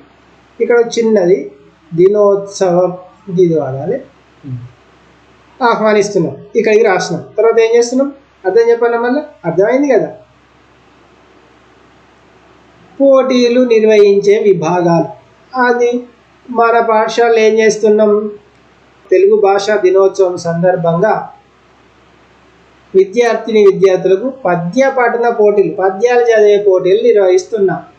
అందులో అందరూ పాల్గొని ఏం చేయాలి, వారి యొక్క విజ్ఞానాన్ని, వివేకాన్ని, భాష మీద ఉన్నటువంటి అభిమానాన్ని, అభిరుచిని ప్రదర్శించి బహుమతులు పొందాలని మనం అందులో ఉన్నటువంటి విషయం. మరి ఎందులో ఏ రకమైనటువంటి పోటీలు నిర్వహిస్తున్నారు, ఎవరికి ఎట్లాంటి పోటీలు నిర్వహిస్తున్నారు చూద్దాం. పోటీలు నిర్వహించే విభాగాలు. పోటీలు 2 విభాగాలలో నిర్వహించడం జరుగుతుంది. 2 విభాగాలట. అందులో ఏ జూనియర్స్ విభాగం, అంటే జూనియర్స్ 6, 7, 8 తరగతుల విద్యార్థులను జూనియర్ విభాగంగా గుర్తించడం జరుగుతుంది. జూనియర్లు ఎవరు, 6, 7, 8 అంటే మీరు జూనియర్లే. మీరు జూనియర్ విభాగంలో పద్యాల పోటీకి, పద్య పఠనం అంటే పద్యాలు చదివే పోటీకి మీరు వెళ్ళవచ్చు. మరి బి అంటే రెండవది 9, 10 తరగతుల విద్యార్థులను సీనియర్ విభాగంగా గుర్తించడం జరుగుతుంది. 9, 10 తరగతులు చదివే విద్యార్థులను సీనియర్స్గా గుర్తిస్తారు. వాళ్ళకి వేరే ప్రైజులు ఉంటాయి, వీళ్ళకి వేరే ప్రైజులు ఉంటాయి. అంటే మీకు వేరే ప్రైజులు ఉంటాయి, మీకన్నా పెద్దలకు వేరే ప్రైజులు ఉంటాయి. అదైతే పోటీలు జరిగే తేదీ, ఏ రోజున జరుగుతాయి. తెలుగు భాషా దినోత్సవం సందర్భంగా మన పాఠశాలలో తేదీ 9 సెప్టెంబర్ 2021 ఈ సంవత్సరం 2021న జరుగుతాయట. ఓకేనా. తర్వాత మరి ఎక్కడ జరిగితే ఉండాలి కదా సమయం, మరి ఏ సమయంలో జరుగుతాయో చూద్దాం. ఉదయం 11 గంటల నుండి మధ్యాహ్నం 2 గంటల వరకు ఇవి నిర్వహిస్తారు. స్థలం మరి ఎక్కడ, మన పాఠశాల ఆడిటోరియం హాలులో జరుగుతాయి. పోటీల్లో పాల్గొనేవారు పాటించవలసిన నియమాలు, ఏమేమి నియమాలు పాటించాలి. పోటీల్లో పాల్గొనేవారు తేదీ 8, 9, 2021 రోజున, అంటే 2021 రోజున సాయంత్రం 4 గంటల లోపు తమ పేర్లను తమ తరగతి ఉపాధ్యాయుల వద్ద కానీ, తెలుగు భాషా ఉపాధ్యాయుల వద్ద కానీ నమోదు చేసుకోవాలి, అంటే పేరు రాయించుకోవాలి. ఈ పోటీలలో ఎవరు ఎక్కువ పద్యాలు చదవగలరో వారికి ప్రథమ బహుమతిగా 5,116 రూపాయలు, ద్వితీయ బహుమతిగా 2,516 రూపాయలు, తృతీయ బహుమతిగా 1,216 రూపాయలు అందజేస్తారు. అబ్బా, ఫస్ట్ ప్రైజ్ వస్తే మంచిగా మనకు 5,000 వస్తాయి కదా. ఇంకేమున్నాయో చూద్దాం, ఇంకేమైనా ఉన్నాయో చూసి మరి. ఇంకా వీటితో పాటు గెలుపొందిన విజేతలకు ముఖ్య అతిథుల చేతుల మీదుగా తెలుగు భాషా దినోత్సవం సందర్భంగా మన పాఠశాలలో తేదీ 9/9/2021 రోజున ఏర్పాటు చేసిన వేడుకలలో బహుమతులు అందజేయబడతాయి. ఇక మళ్ళా ముఖ్య అతిథుల చేతుల మీద కూడా ఇంకా బహుమతులు ఇస్తారట. ఓకేనా. తర్వాత నేను చూద్దాం మరి. ఇంకా మరి పోటీలు నిర్వహించేవారు ఇవి అన్నీ ఉన్నాయి. మరి ఎవరు నిర్వహిస్తున్నారు తెలియాలి కదా మనకు. ఎవరు నిర్వహిస్తున్నారట, ప్రధానోపాధ్యాయులు నిర్వహిస్తున్నారు. ప్రభుత్వ పాఠశాల బొల్లారం, హైదరాబాద్, ఇది ఆ పాఠశాల విద్యార్థులు రాసినటువంటి ప్రకటన. మరి మీ పాఠశాలకు సంబంధించిన ప్రకటన రావాలంటే ఎవరు రాయాలి, మీరే కదా రాసేది. మీరు రాస్తే మీ ప్రకటన వస్తుంది. ఓకేనా. ఇక్కడ రాసింది ఎవరు రాసారు, హైదరాబాదులో ఉన్నటువంటి బొల్లారంలో ఉన్నటువంటి ప్రభుత్వ పాఠశాల పిల్లలు రాసినటువంటి ప్రకటన. మరి ఇంకేమైనా ఉందో చూద్దాం. గమనిక కూడా రాసేది. ఇట్టి ప్రకటన పాఠశాల నోటీసు బోర్డుపై అతికించబడినది. నోటీస్ బోర్డులో కూడా పెట్టిరట ఇదే విషయాన్ని. ఓకేనా, బాగా రాశారు కదా. మరి మీరు కూడా ప్రయత్నం చేస్తే రాయొచ్చు కదా, దీని చూసి రాసే ప్రయత్నం చేయండి. ఇది ఆ స్కూల్లో రాసిర్రు, మరి మీరు రాస్తే మీ పేరు కూడా పెడతారు. మీరు ఏ స్కూల్లో చెప్పండి, మీరు ఇది రాయండి. మళ్ళీ తర్వాత చెప్పేటువంటి వీడియోలో మీదే రాస్తా. ఓకేనా. తర్వాత పదజాల వినియోగం. ఇక ప్రశ్నలు అయిపోయినాయి అబ్బా. పదజాలం, మరి పదజాలం అంటే ఏంటిది, ఎలా ఉంటే చూద్దాం. కింది వాక్యాలలో సమానార్థక పదాలను గుర్తించి గీత గీయండి. ఏం చేయాలి, కింద కొన్ని వాక్యాలు ఇచ్చింది. ఆ వాక్యాలల్లో సమానార్థక పదాలు అంటే ఒకే రకమైనటువంటి అర్థాలు ఉన్నటువంటి కొన్ని పదాలు ఉన్నాయి. ఆ పదాల కింద గీత గీయాలి. మరి మొదటి వాక్యం చూద్దాం. ఇతరుల దోషాలు ఎంచే వాళ్ళు తమ తప్పులను తాము తెలుసుకోరు. నిజమే కదా, ఎదుటి వాళ్ళలో ఉన్నటువంటి తప్పులను వెతికే వాళ్ళు వాళ్ళ తప్పులను మాత్రం ఒప్పుకోరు, తెలుసుకోరు. మరి ఇందులో ఒకే రకమైనటువంటి అర్థం కలిగినటువంటి పదాలు ఏంటో చూద్దాం, గీతలు గీద్దాం. దోషాలు అనే పదం ఉంది. దోషాలు అనే అర్థం వచ్చే పదం ఇంకేమున్నది, పెంచేవాళ్ళు తమ తప్పులను అనుకుందాం. తప్పులేనా, తప్పులను. ఇవి రెండు ఒకే రకమైనటువంటి అర్థాన్ని ఇచ్చేటువంటి పదాలు. తర్వాత చూడండి. రెండోది, తేనె తెట్టు నుండి తేనెను సేకరిస్తారు, ఆ మధువు తీయగా ఉంటుంది. ఇందులో ఏంటో చూద్దాం. తేనె, తేనె ఎలా ఉంటుంది, తీయగా ఉంటుంది. మధువు అన్న కూడా తేనెనే, తేనె అన్న మధువు అన్న తేనె అనే అర్థం. ఓకేనా. తర్వాత చూడండి. కింది వాక్యాలలో గీత గీసిన పదాలకు అర్థాలు రాయండి. ఏం చేయాలి, కింద కొన్ని పదాలు వాక్యాలు ఇచ్చింది. ఆ వాక్యాల కొన్నిటికి గీత గీసిందండి. ఆ గీత గీసినటువంటి పదాలకు మనం ఏం చేయాలి, అర్థాలు రాయాలి. మొదటి వాక్యం చూద్దాం. ఉదాహరణ, సహృదయత గల వారికి సమాజంలో గౌరవం లభిస్తుంది. మరి ఇలా గీత దేని కింద ఉంది, సహృదయత అనే పదం కింద గీత ఉంది. మరి దీనికి అర్థం ఏంటి చూద్దాం. సహృదయత అంటే మంచి మనసు. ఓకేనా. మరి ఇందులో మొదటిది ఏంటో చూద్దాం. అది ఉదాహరణ కదా, ఇప్పుడు మొదటి చూడాలి. పూలతో పాటు దండలోని దారం కూడా పరిమళాన్ని ఇస్తుంది. పువ్వులతో పాటు మనం దారం బట్టి పూలను కూర్చున్నాం అనుకో, మంచిగా వాసన వచ్చే మల్లెపూలు దండ కూర్చున్నాం. అమ్మాయిలకు బాగా తెలుసు మల్లెపూలు అంటే వాళ్ళకి జరే ఎక్కువ ఇష్టం కదా. కూర్చి ఏం చేసినాం, కాసేపు ఉంచిన తర్వాత ఆ దారం నుండి మల్లెపూలను వేరు చేసినాం. అప్పుడు దారాన్ని వాసన చూడండి, వాసన చూస్తే ఎలా ఉంటుంది, మల్లెపూలు లాగానే వాసన వస్తుంది. అంటే ఆ పరిమళ సువాసన దారానికి కూడా అంటుతుంది. మరి ఇక్కడ చూద్దాం ఏంటిది, గీత గీసిన పదం కావాలి మనం. పరిమళాన్ని, పరిమళం అనే పదానికి మనం అర్థం చూడాలి. ఏంటిదట, పరిమళం. పరిమళం అంటే అర్థం ఏంటిది, సువాసన. పరిమళం అంటే సువాసన. ఇందులో తర్వాత చూద్దాం.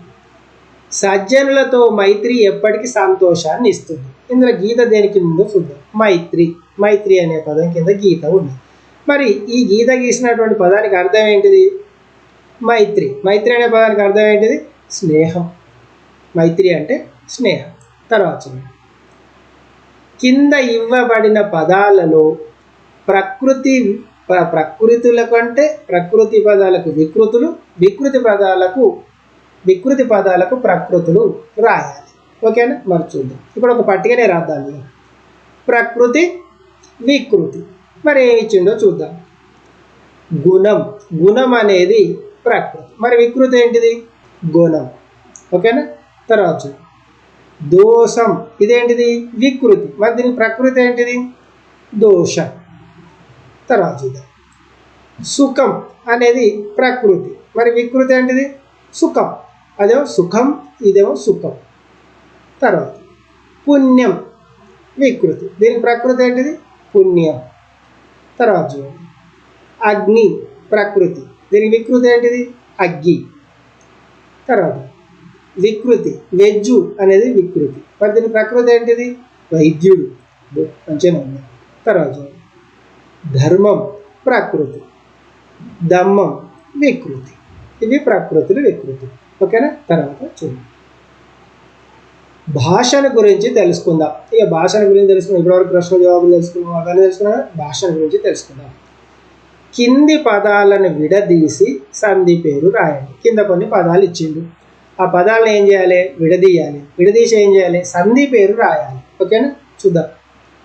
ఇక్కడ ఒక పట్టిక రాసుకున్నాం. పట్టికలు ఏం చేసుకున్నాం, క్రమ సంఖ్య అంటే సీరియల్ నంబరు, తర్వాత సంధి పదం అంటే వాళ్ళు ఇచ్చిన పదం, విడదీసిన రూపం అంటే మనం విడదీసినాక వచ్చేది, సంధి పేరు అంటే మనకు తెలిసినాక సంధి పేరు రాస్తాం కదా, అది అన్నమాట. ఇందులో మొదటి ఏంటో చూద్దాం. దశేంద్రియ. దశేంద్రియ అనే పదం ఇచ్చింది, దీన్ని విడదీయాలి. విడదీస్తే ఏమైంది, దశ ప్లస్ ఇంద్రియ. దశ ప్లస్ ఇంద్రియ. మరి ఇది ఏ సంధి, గుణసంధి. ఇది ఏ సంధి, గుణసంధి. తర్వాత లక్షాధికారి. దీన్ని విడదీస్తే ఏమవుతుంది, లక్ష ప్లస్ అధికారి. ఓకేనా, ఇది మరి ఏ సంధి, సవర్ణ దీర్ఘ సంధి. లక్ష అధికారి. సూత్రం ఏంటిది, ఆ ఈ ఉరువులకు సవర్ణములైన అచ్చులు పరమైనప్పుడు దీర్ఘం ఏకాదేశం అగును. వచ్చిందా, ఇగో సవర్ణములు లక్ష, మీకు ఇదే లక్, ఇది క్ష ప్లస్ ఆ అయితేనే లక్ష అవుతుంది. ఇక్కడ ఆ ఉంది, ఇక్కడ ఆ ఉంది, ఈ రెండు ఆలు కలిస్తే ఏమైంది, ఇక్కడ దీర్ఘం వచ్చేస్తుంది లక్షాది. ఈ కాకు దీర్ఘం వచ్చింది కదా, లక్షాధికారి. ఇదే సంధి, సవర్ణ దీర్ఘ సంధి. పూర్తి వివరాలు నేను సంధి విభాగం చెప్పినప్పుడు చెప్తాను. తర్వాత పట్టెడు అన్నము. ఇక్కడ తీస్తే ఏమవుతుంది, పట్టెడు ప్లస్ అన్నము. మరి ఇందులో సంధి పేరు కావాలి కదా, పట్టెడు ఊ వచ్చింది కాబట్టి ఉత్వ సంధి. తర్వాత రాతి కంటూ. విడదీస్తే ఏమవుతుంది, రాతికి ప్లస్ అంటూ ఈ వచ్చింది కాబట్టి ఇకార సంధి, ఇత్వ సంధి, ఇత్వ సంధి. తర్వాత చాలకున్న. నేను విడిస్తే అవుతుంది చాలక ప్లస్ ఉన్న, చాలక ప్లస్ ఉన్న ఆ ఉంది కాబట్టి అత్వ సంధి, అదే అకార సంధి. ఓకేనా, తర్వాత చూడండి. కింది విగ్రహ వాక్యాలకు సమాస పదాలు రాసి సమాసం పేరు రాయండి. కింద ఏం చేసిండు, కొన్ని విగ్రహ వాక్యాలు ఇచ్చిండు. ఆ విగ్రహ వాక్యానికి మనం ఏం రాయాలి, సమాస పదం రాయాలి. రాసి సమాసం పేరు రాయాలి. మొదట ఏమి ఇచ్చిండు, ఇక్కడ సమాస పదము, విగ్రహ వాక్యము, సమాసం పేరు. నేను డైరెక్ట్ రాసేస్తున్నా. మనకి ఇచ్చినది వాస్తవంగా విగ్రహ వాక్యాలు ఇచ్చిండు. చూడండి, ఆకలి దప్పులు. ఈ పదానికి వాళ్ళు ఇచ్చినటువంటి విగ్రహ వాక్యం ఏంటిది, ఆకలియు దప్పియు. ఇది ఇచ్చింది మనకి. ఇది ఇస్తే మనం ఏం రాసినాం, ఇది రాసినాం. మరి ఇదే సమాసం, ద్వంద్వ సమాసం. తర్వాత ఏమున్నది, అన్న వస్త్ర. అన్నము వస్త్రం, ఇదే సమాసం, ద్వంద్వ సమాసం. తర్వాత చూడండి, దశేంద్రియాలు. దీని విగ్రహ వాక్యం ఏంటిది, దశ సంఖ్య గల ఇంద్రియములు. మరి ఇదే సమాసం, ద్విగు సమాసం. ఎందుకు, సంఖ్యా ప్రధాన వాచకంగా ఉన్నటువంటి అన్నీ కూడా ద్విగు సమాసం. తర్వాత 4 వేదాలు. ఇదే దీని ఏంటిది, 4 వేదాలు విగ్రహవాక్యం. సమాసం ఏంటిది, ద్విగు సమాసం. ఇందులో 4 అనే సంఖ్య ఉంది కదా, అది ద్విగు సమాసం. ఓకే, తర్వాత చూడండి. ఛందస్సు, లఘువు, గురువు. మీకు ఇచ్చిన పాఠ్య పుస్తకంలో ఇచ్చినటువంటి విషయం. ఛందస్సులో లఘువులేవి, గురువులేవి అనే విషయాన్ని ఇక్కడ ఇచ్చింది. ఒకసారి చదివి వివరిస్తాను, చూడండి. కింది వాడిని చదివి తెలుసుకోండి. ఇప్పుడు చదువుదాం. పద్యాలలో, గేయాలలో ఉండే మాత్రలు గురు, లఘువు. మాత్రలు. మాత్ర అంటే ఏంటిది, చిటక వేసినంత సమయాన్ని మాత్ర అంట. చిటక వేసినప్పుడు ఎంత సమయం పడుతుంది, ఆ టైంలో, ఆ సమయంలో ఉచ్చరించే వాటి అన్నీ కూడా మాత్ర అనుకోవాలి. గణాలు, యతులు, ప్రాసలు మొదలైన వాటిని గురించి తెలియజెప్పేది ఛందస్. ఛందస్ ఏం చెప్తుంది, పద్యాలలో, గేయాలలో ఉన్నటువంటి గురు, లఘువులు, గణాలు, యతులు, ప్రాసలు వీటన్నింటి గురించి తెలియజేసేది ఛందస్సు. మరి ఛందస్సు రాయడానికి ఏమేమి ఉంటాయి, అలా గురువులు ఉంటాయి, లఘువులు ఉంటాయి. మరి ఏవి గురువు అవుతాయి, ఏవి లఘువు అవుతాయి, ఇక్కడ చూద్దాం. లఘువు. లఘువు అంటే ఏకమాత్ర కాలంలో ఉచ్చరించేది. దీని ల అక్షరంతో సూచిస్తారు. దీని గుర్తు ఇది. నిలువు గీత. లఘువుని ఎట్లా గుర్తించాలో చూద్దాం. ఏకమాత్ర కాలం. మాత్రకాలం ఇదవుతుంది. చిటక వేసినంత సమయాన్ని మాత్రకాలం అనుకోవాలి. మీరు చిటక వేసుకుంటే కూడా గురు, లఘువులు గుర్తించవచ్చు. నేను చెప్తా. ఇక్కడ చూడు, లఘువులు ఏంటో చెప్పిండు. దీర్ఘ అక్షరాలు కానివి అంటే దీర్ఘాలు లేనటువంటి అక్షరాలు. ఇక్కడ వచ్చిన ఉదాహరణకు ఆ, ఈ, ఏ, ఓ, క, బ, ర, కృ, క్ష ఇవన్నీ దీర్ఘాలనే లేవు. ఇప్పుడు చూడు, క్ష, కృ, ఏ, ఆ అంటున్నావా, అంటే చిటిక వేసిన సమయంలో మనం చెప్తున్నాం కాబట్టి అవన్నీ లఘువు. ఇంకా దీర్ఘం లేని ద్విత్వాక్షరాలు, దీర్ఘ ఒత్తులు ఉంటాయి, ఆ అక్షరానికి అదే ఒత్తుగా ఉంటుంది కానీ దీర్ఘాలు ఉంటాయి. చూడు క చ మ ర ల త ఇట్లా. దీర్ఘం లేని సంయుక్త అక్షరాలు అంటే ఒక అక్షరానికి మరొక అక్షరం ఒత్తుగా ఉంటే సంయుక్తాక్షరం. ద్విత్వాక్షరం అంటే ఒక అక్షరానికి అదే అక్షరం ఒత్తుగా ఉంటే ద్విత్వాక్షరం. మరి ఇవి కూడా జ్ఞ జ్ఞ మ్యా ట్ర త్య ఇవన్నీ కూడా సంయుక్తాక్షరం. ఇవన్నీ కూడా దీర్ఘం లేనటువంటి అన్ని అక్షరాలు కూడా లఘువులే. తర్వాత చూద్దాం గురువు. మరి గురువులు ఏంటి? ఇక్కడ చూద్దాం.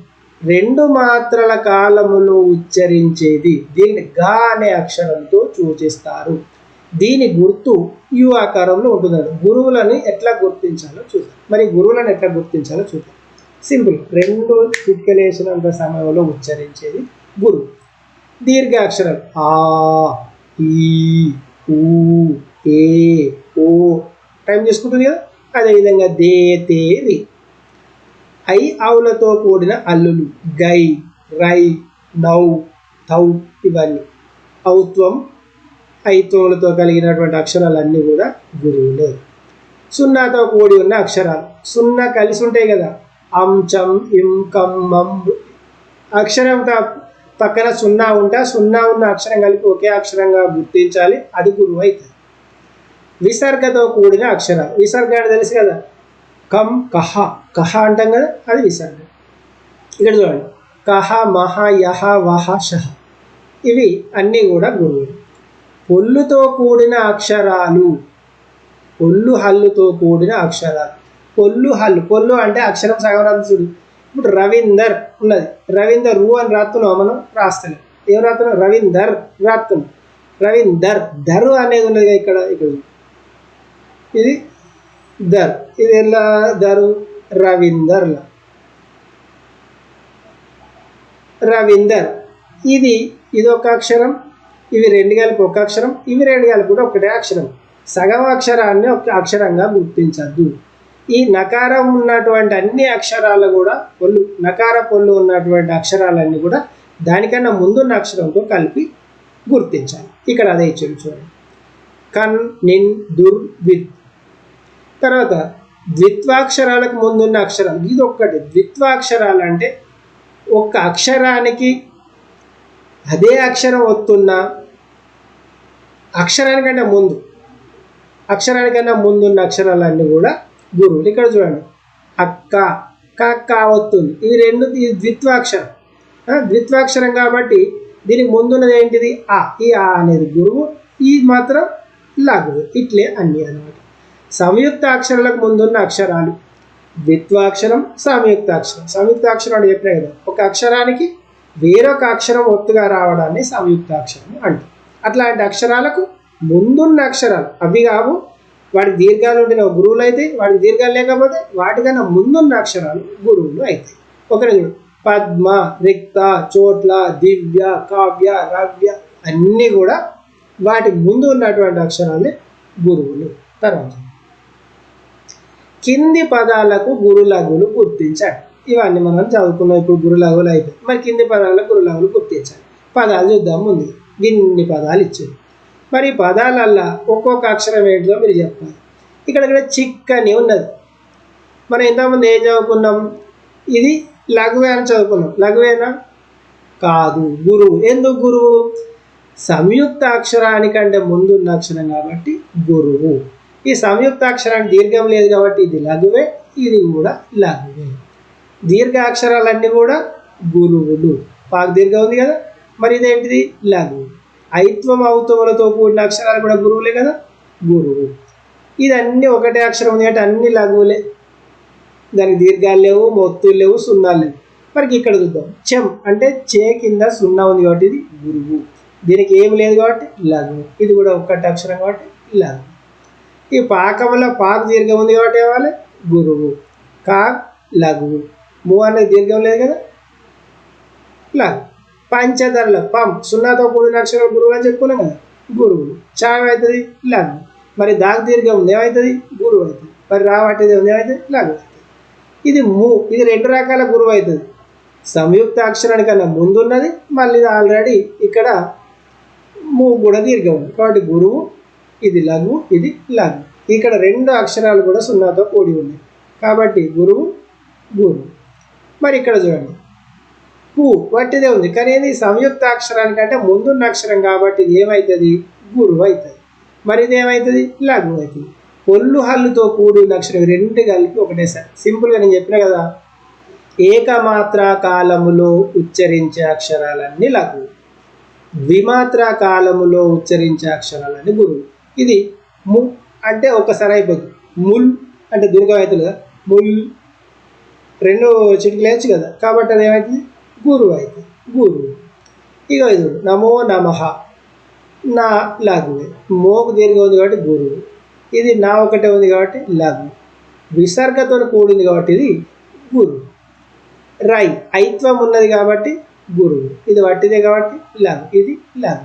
ఇక్కడ ఔత్వం ఉంది కాబట్టి గురువు, ఇక్కడ దీర్ఘం ఉంది కాబట్టి గురువు, ఇది వట్టిదే కాబట్టి లఘు, ఇది వట్టిదే కాబట్టి లఘు. ఈ విధంగా గురు లఘువులను గుర్తించడం నేర్చుకోవాలి. ఓకేనా, క్లియర్గానే చెప్పాను కదా. తర్వాత గణాలు. మరి గణాలు అంటే ఏంటి? గణము అంటే మాత్రల సముదాయం, ఇంతకుముందు మనం నేర్చుకున్నాం. అంటే గురు లఘువుల సమూహం అంటే ఏంటిది గురు లఘువుల సమూహం. ఈ గణాలలో ఏకాక్షర ఒకే అక్షరం గణాలు, రెండక్షరాల గణాలు, మూడు అక్షరాల గణాలు ఉంటాయి. గణాలు మూడు రకాలుగా ఉంటాయి. ఏకాక్షర గణాలు, రెండక్షరాల గణాలు, మూడు అక్షరాల గణాలు ఉంటాయి. ఇక్కడ చూడు ఒకే అక్షర గణాలు కింద ఇచ్చింది మనకు. ఆ ఒకే అక్షరం లఘువు అయితే ఈ గుర్తుని నిలువు గీతతోని అని, గురువు అయితే ఇట్లా యు ఆకారంతో గుర్తుండగా యు ఆ గుర్తుతోని ఉంటుంది. ఇక్కడ చూడు మో లఘు గీత, ఇదేంది ఏకాక్షర గణం. ఇలా ఏకాక్షర గణం ఏంటిది? దీనికి ఏమని దేనికి సూచించడం? నిలువు గీతతో సూచించడం. దీన్ని ఏమంటామని తెలుసుకున్నాం మనం. లఘువును లాతోను గురువును గాతోను సూచిస్తామని నేర్చుకున్నాం కదా మొదటి. అట్లా ఇక్కడ కే ఉన్నది, ఇది గురువు, దీని గుర్తు, దీని ఏదో చూపించడం గాతో చూపించడం. తర్వాత చూడండి రెండు అక్షరాల గణాలు, రెండు అక్షరాల గణాలు. ఇక్కడ పదే పా అనేది ఏంటిది లఘువు, దే అనేది గురువు. దీన్ని ఎట్లా రాస్తాం? లఘువు గురువు. లగము అంటే లఘు లేదా వాగనం అవుతుంది. లగము, లా అంటేనేమో లఘువు, గా అంటేనేమో గురువు. ఇవి లా గా రెండు కలిసినాయి కాబట్టి ఏమైంది వాగనం అవుతుంది. ఇవి రెండే గుర్తుంచుకోవాలన్నా మీరు ఛందస్సులో. లఘువు గురువు ఉంటే వా, లఘువు గురువు ఉంటే వా, గురువు లఘువు ఉంటే చెప్పే. ఇవి రెండు లఘువులే ఉన్నాయి మాది. రెండు లఘువులు అంటే రెండు నిలువు గీతలు, లలము లేదా లా. ఇక్కడ గురువు లఘువు ఉన్నది, గురువు లఘు ఇలా చూపించడం. గలము ఇదేమో లగము, ఇదేమో గలము లేదా హ. లఘువు గురువు ఉంటేనేమో వా, గురువు లఘు ఉంటేనేమో హ. ఈ రెండు గుర్తు పెట్టుకుంటే సరిపోతుంది. దోషం ఇవి రెండు కూడా గురువులే, గగము లేదా గాగా పిలుస్తారు. ఈ గాగా వచ్చుడు తక్కువ ఉంటుంది కానీ ఇవైతే వస్తాయి. తర్వాత చూడండి మూడు అక్షరాల గణాలు. ఈ మూడు అక్షరాల గణాలు ఏముంటాయి చూద్దాం. పెంపున ఇగో గురువు లఘువు లఘు, వాటిని దీన్ని ఈ విధంగా చూపిస్తాం. ఇది భాగనం. ఏంటిది? ఆది గురువు, మొదట గురువు ఉంటే భాగనం, మధ్య గురువు ఉంటే జాగనం, చివర గురువు ఉంటే సాగనం, మూడు గురువులుంటే మాగనం, మొదట లఘువు ఉంటే యాగనం, మధ్య లఘువు ఉంటే రాగనం, చివర లఘువు ఉంటే తాగనం, మూడు లఘువులు ఉంటే నాగనం. ఇవి మీరు బాగా ప్రాక్టీస్ చేసుకోవాలి. ఇక్కడ సమయం లేదని స్పీడ్గా చెప్పేశాను. తర్వాత కింది పద్యపాదాలకు గురు లఘువులను గుర్తించి ఘన విభజన చేసిన తీరును చూడండి అంతే. ఇక చూడు ఇవన్నీ చదువది ఎంత కలిగిన రసజ్ఞత ఇంచుక చాలకున్నా అనేది ఉంది. ఏముందిడా? దీనికి దీర్ఘాలు లేవు, ఒత్తులు ఏవి లేవు కాబట్టి మూడు లఘువులు అయిపోయింది. ఇది దీనికి దీర్ఘం లేదు కాబట్టి ఇది లఘువు అయిపోయింది. సున్నాతో కూడింది కాబట్టి గురువు, ఇది వట్టిదే కాబట్టి లఘు. ఇది సంయుక్త అక్షరానికన్నా ముందున్న అక్షరం కాబట్టి గురువు, ఇవి రెండు కూడా లఘువు. ఇక్కడ ఏం లేదు కాబట్టి లఘువు, సంయుక్త అక్షరానికన్నా ముందున్న అక్షరం గురువు, ఇది సంయుక్త అక్షరం దీర్ఘం లేదు కాబట్టి లఘువు. ఇక్కడ కూడా తాకు ఏం లేదు కాబట్టి లఘు, సున్నాతో కూడింది ఇం ఉన్నది కాబట్టి గురువు, చూ ఏం లేదు కాబట్టి లఘు. ఇక్కడ కాకేం లేదు కాబట్టి లఘు, చాకు దీర్ఘం ఉంది కాబట్టి గురువు, లా పట్టింది కాబట్టి గురువు లఘు. ఇగో ఇది సంయుక్త అక్షరం కన్నా ముందు ఉంది కాబట్టి గురువు, దీనికి దీర్ఘం లేదు కాబట్టి లఘు, నాకు దీర్ఘం ఉంది కాబట్టి గురువు. ఈ విధంగా ఇక బాకవరాంజనేయ కలభంజన సాధు జనానురంజన. పద్యాల యొక్క పాదాలలో గణాలు విభజించేటప్పుడు గణాలకు మన గురులగులు గుర్తించిన తర్వాత 3 అక్షరాలను మధ్యలో ఒక అడ్డుగీత గీసుకుంటే సులభంగా గణాలు గుర్తించవచ్చు. నేను ఛందస్సు చెప్పే విభాగంలో క్లియర్గా చెప్తాను. కింది పద్య పాదాలకు గురులగులను గుర్తించి గణ విభజన చేయండి. సింపుల్గా ఇగో బీక్ దీర్ఘం ఉంది కాబట్టి గురువు, లఘువు, లఘువు. ఇది సంయుక్త అక్షరం కన్నా ముందుంది కాబట్టి గురువు, ఇది లఘువు. ఇక్కడ కూడా ఇది గురువు, ఇది లఘువు, ఇది లఘువు, ఇది లఘువు. ఇక్కడ దీర్ఘం ఉంది కాబట్టి గురువు, ఇది లఘువు, ఇది లఘువు, ఇది కూడా లఘువు. సున్నాతో కూడా గురువు, ఇది లఘువు, ఇది లఘువు. సంయుక్త అక్షరం కన్నా ముందు కాబట్టి గురువు, ఇది లఘువు. ఔత్వంతో ఉంది కాబట్టి గురువు, ఇది లఘువు. సున్నాతో కూడా ఉంది కాబట్టి గురువు. వీటిని చూద్దాం. ఇక 3 అక్షరాలు, 3 అక్షరాలు, 3 అక్షరాలు, 3 అక్షరాలు, 3 అక్షరాలు, ఇది 3 అక్షరాలు. ఇక్కడ ఒక లఘు, లఘు, లఘు, లఘు, లఘు. ఇగో ఇది ఉంది కదా, ఇది గురువు, ఇది లఘు, ఇది గురువు, ఇది లఘు, ఇది లఘు, ఇది లఘు. ఇది గురువు, లఘు, లఘు, గురువు, లఘు, లఘు, గురువు, లఘు, గురువు, లఘు, గురువు. ఇక్కడ చూడు 3 అక్షరాలు గురువు, లఘు, లఘు ఉంటుంది. ఆది గురువు భాగనం అనుకున్నాం, మధ్య లఘువు రాగనం అనుకున్నాం. ఇది మళ్ళీ సేమ్, ఇది మళ్ళీ సేమ్, ఇది మళ్ళీ సేమ్, ఇది మళ్ళీ సేమ్. బా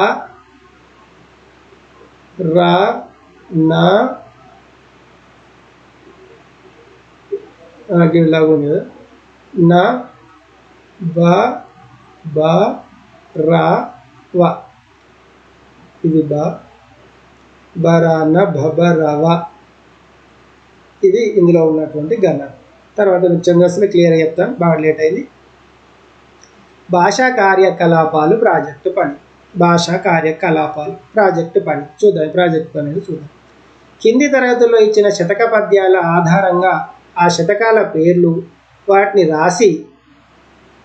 రాసిన కవుల పేర్లు సేకరించి పట్టిక తయారు చేసి నివేదిక రాసి తరగతిలో ప్రదర్శించండి. ఏం లేదు, మీరు 6, 7 తరగతులు చదువుకున్నటువంటి, 5వ తరగతి, 4వ తరగతిలో చదువుకున్నటువంటి శతకాల పద్యాలు ఉన్నాయి కదా, ఆ శతకాల పేర్లు రాయాలి. అందులో ఉన్నటువంటి అవి రాసినటువంటి కవుల పేర్లు రాయాలి. అది మీకు ఇచ్చినటువంటి ప్రాజెక్ట్ వర్క్. చూద్దాం, జవాబు చూద్దాం. శతకం పేరు, కవి పేరు. మొదటిదే ఉన్నది చూద్దాం. సర్వేశ్వర శతకం రాసిన కవి యథావాక్ల అన్నమయ్య. శ్రీకాళహస్తీశ్వర శతకం ధూర్జటి. మల్ల భూపాలీయ శతకం ఎలకూచి బాల సరస్వతి. దాశరథి శతకం కంచర్ల గోపన్న. నరసింహ శతకం కాకుత్సం శేషప్ప కవి. విశ్వనాథేశ్వర శతకం గుమ్మన్న గారి లక్ష్మీ నరసింహ శర్మ. వేణుగోపాల శతకం గడిగే భీమ కవి. సుమతి శతకం బద్దెన. వేమన శతకం వేమన. ఇవి ఇటువైపు ఉన్నాయన్ని, ఇవన్నీ శతకాల పేర్లు, ఇవి కవుల పేర్లు. ఈ శతకం రాసినటువంటి కవి తర్వాత కొన్ని చూద్దాం. శ్రీ శ్రీనివాస బొమ్మల శతకం రాసింది డాక్టర్ ఆడప్ చంద్రమౌళి. సుభాషిత రత్నావళి ఏనుగు లక్ష్మణ కవి. భవ్యచరిత శతకం డాక్టర్ టివి నారాయణ. ప్రభుతనయ శతకం కౌకుంట్ల నారాయణరావు. నింబగిరి నరసింహ శతకం అందె వెంకటరాజం. భాస్కర శతకం మారద వెంకయ్య. ఉత్పలమాల శతకం ఉత్పల సత్యనారాయణాచార్య. ఇన్ని శతకాల పేర్లు రాసిన, ఇవి గుర్తుపెట్టుకుంటే సరిపోతుంది. తర్వాత చూడండి, ఇదే ప్రాజెక్ట్ వర్క్. ఓకేనా? నేను ఇవి చేయగలనా, ఇవి చూడాలి. మీరు ఇప్పటి వరకు అన్నీ నేర్చుకున్నారు, పర్ఫెక్ట్గా నేర్చుకున్నారు. You are a good boys, good girls. మరి మీకు ఎంతవరకు వచ్చిందో చూద్దాం. పద్యాలను పాడగలను, వాటి భావాలను సొంత మాటల్లో చెప్పగలను. చెప్తారా? అవును మనకు వస్తుంది. తర్వాత అపరిచిత పద్యాన్ని చదివి ప్రశ్నలకు జవాబులు గుర్తించగలను. మనం ఇంతకుముందు చదివి పద్యాన్ని చదివి గుర్తించలేదు. వేములవాడ కవి సాంబశివ శర్మ రాసినటువంటి పద్యాన్ని చదివి చెప్పినా కదా. అవును. శతక కవులు శతక పద్యాలు రాయడానికి కారణాలు వివరించగలను. ప్రశ్నకే జవాబు ప్రశ్న వివరించలేవా? అవును. తర్వాత పాఠశాలలో నిర్వహించే పోటీలకు ప్రకటనలు రాయగలను. ఇది మరి వాళ్ళు రాసారు, మరి మీరు ఏం చేస్తారు? మీరు రాస్తారు కదా. అయినా అవును రాయగలం, మీరు కూడా రాస్తారు. ఓకేనా? తర్వాత చూడండి సూక్తి. ఈ సూక్తిలో ఏమో చూద్దాం ఒకసారి. మెడలో బంగారు హారాలు వేసుకోవడం, ఒంటిపై ఖరీదైన బట్టలు ధరించడం, డాబు దర్పాలను ప్రదర్శించడం అలంకారాలు కావు. మరి ఏంటిది నిజమైన అలంకారం? సంస్కారవంతమైన మాటే నిజమైన అలంకారం. మనిషికి మెడలో బంగారం దిగేసుకోవడం, మంచి బాగా రేటు బట్టలు వేసుకోవడం, డాబు దర్పాలు ప్రదర్శించడం అలంకారాలు కావు. మరి ఏంటిది నిజమైన అలంకారం? సంస్కారవంతమైనటువంటి మాటే మనిషికి నిజమైన అలంకారం. ఓకేనా? తర్వాత ఏమో చూద్దాం. అబ్బా ఇంతటితో ఇది అయిపోయింది. మీకు ఇదంతా బాగా నచ్చిందని అనుకుంటున్నాను. Anyhow thanks for watching my channel. మీకు కనుక ఈ పాఠం నచ్చినట్లయితే లైక్ చేయండి, మీ మిత్రులకు షేర్ చేయండి, వాళ్ళు కూడా చూస్తారు, నేర్చుకుంటారు, మీ పేరు చెప్పుకుంటారు. సబ్స్క్రైబ్ చేసుకోండి. సబ్స్క్రైబ్ చేసుకున్నట్లయితే తర్వాత మేము అప్లోడ్ చేసినటువంటి వీడియోలకు సంబంధించిన నోటిఫికేషన్ వచ్చి తర్వాత మేము అప్లోడ్ చేసినటువంటి పాఠ్యాంశాలు మిస్ కాకుండా చూసే అవకాశం ఉంటుంది. ఓకేనా? బాయ్.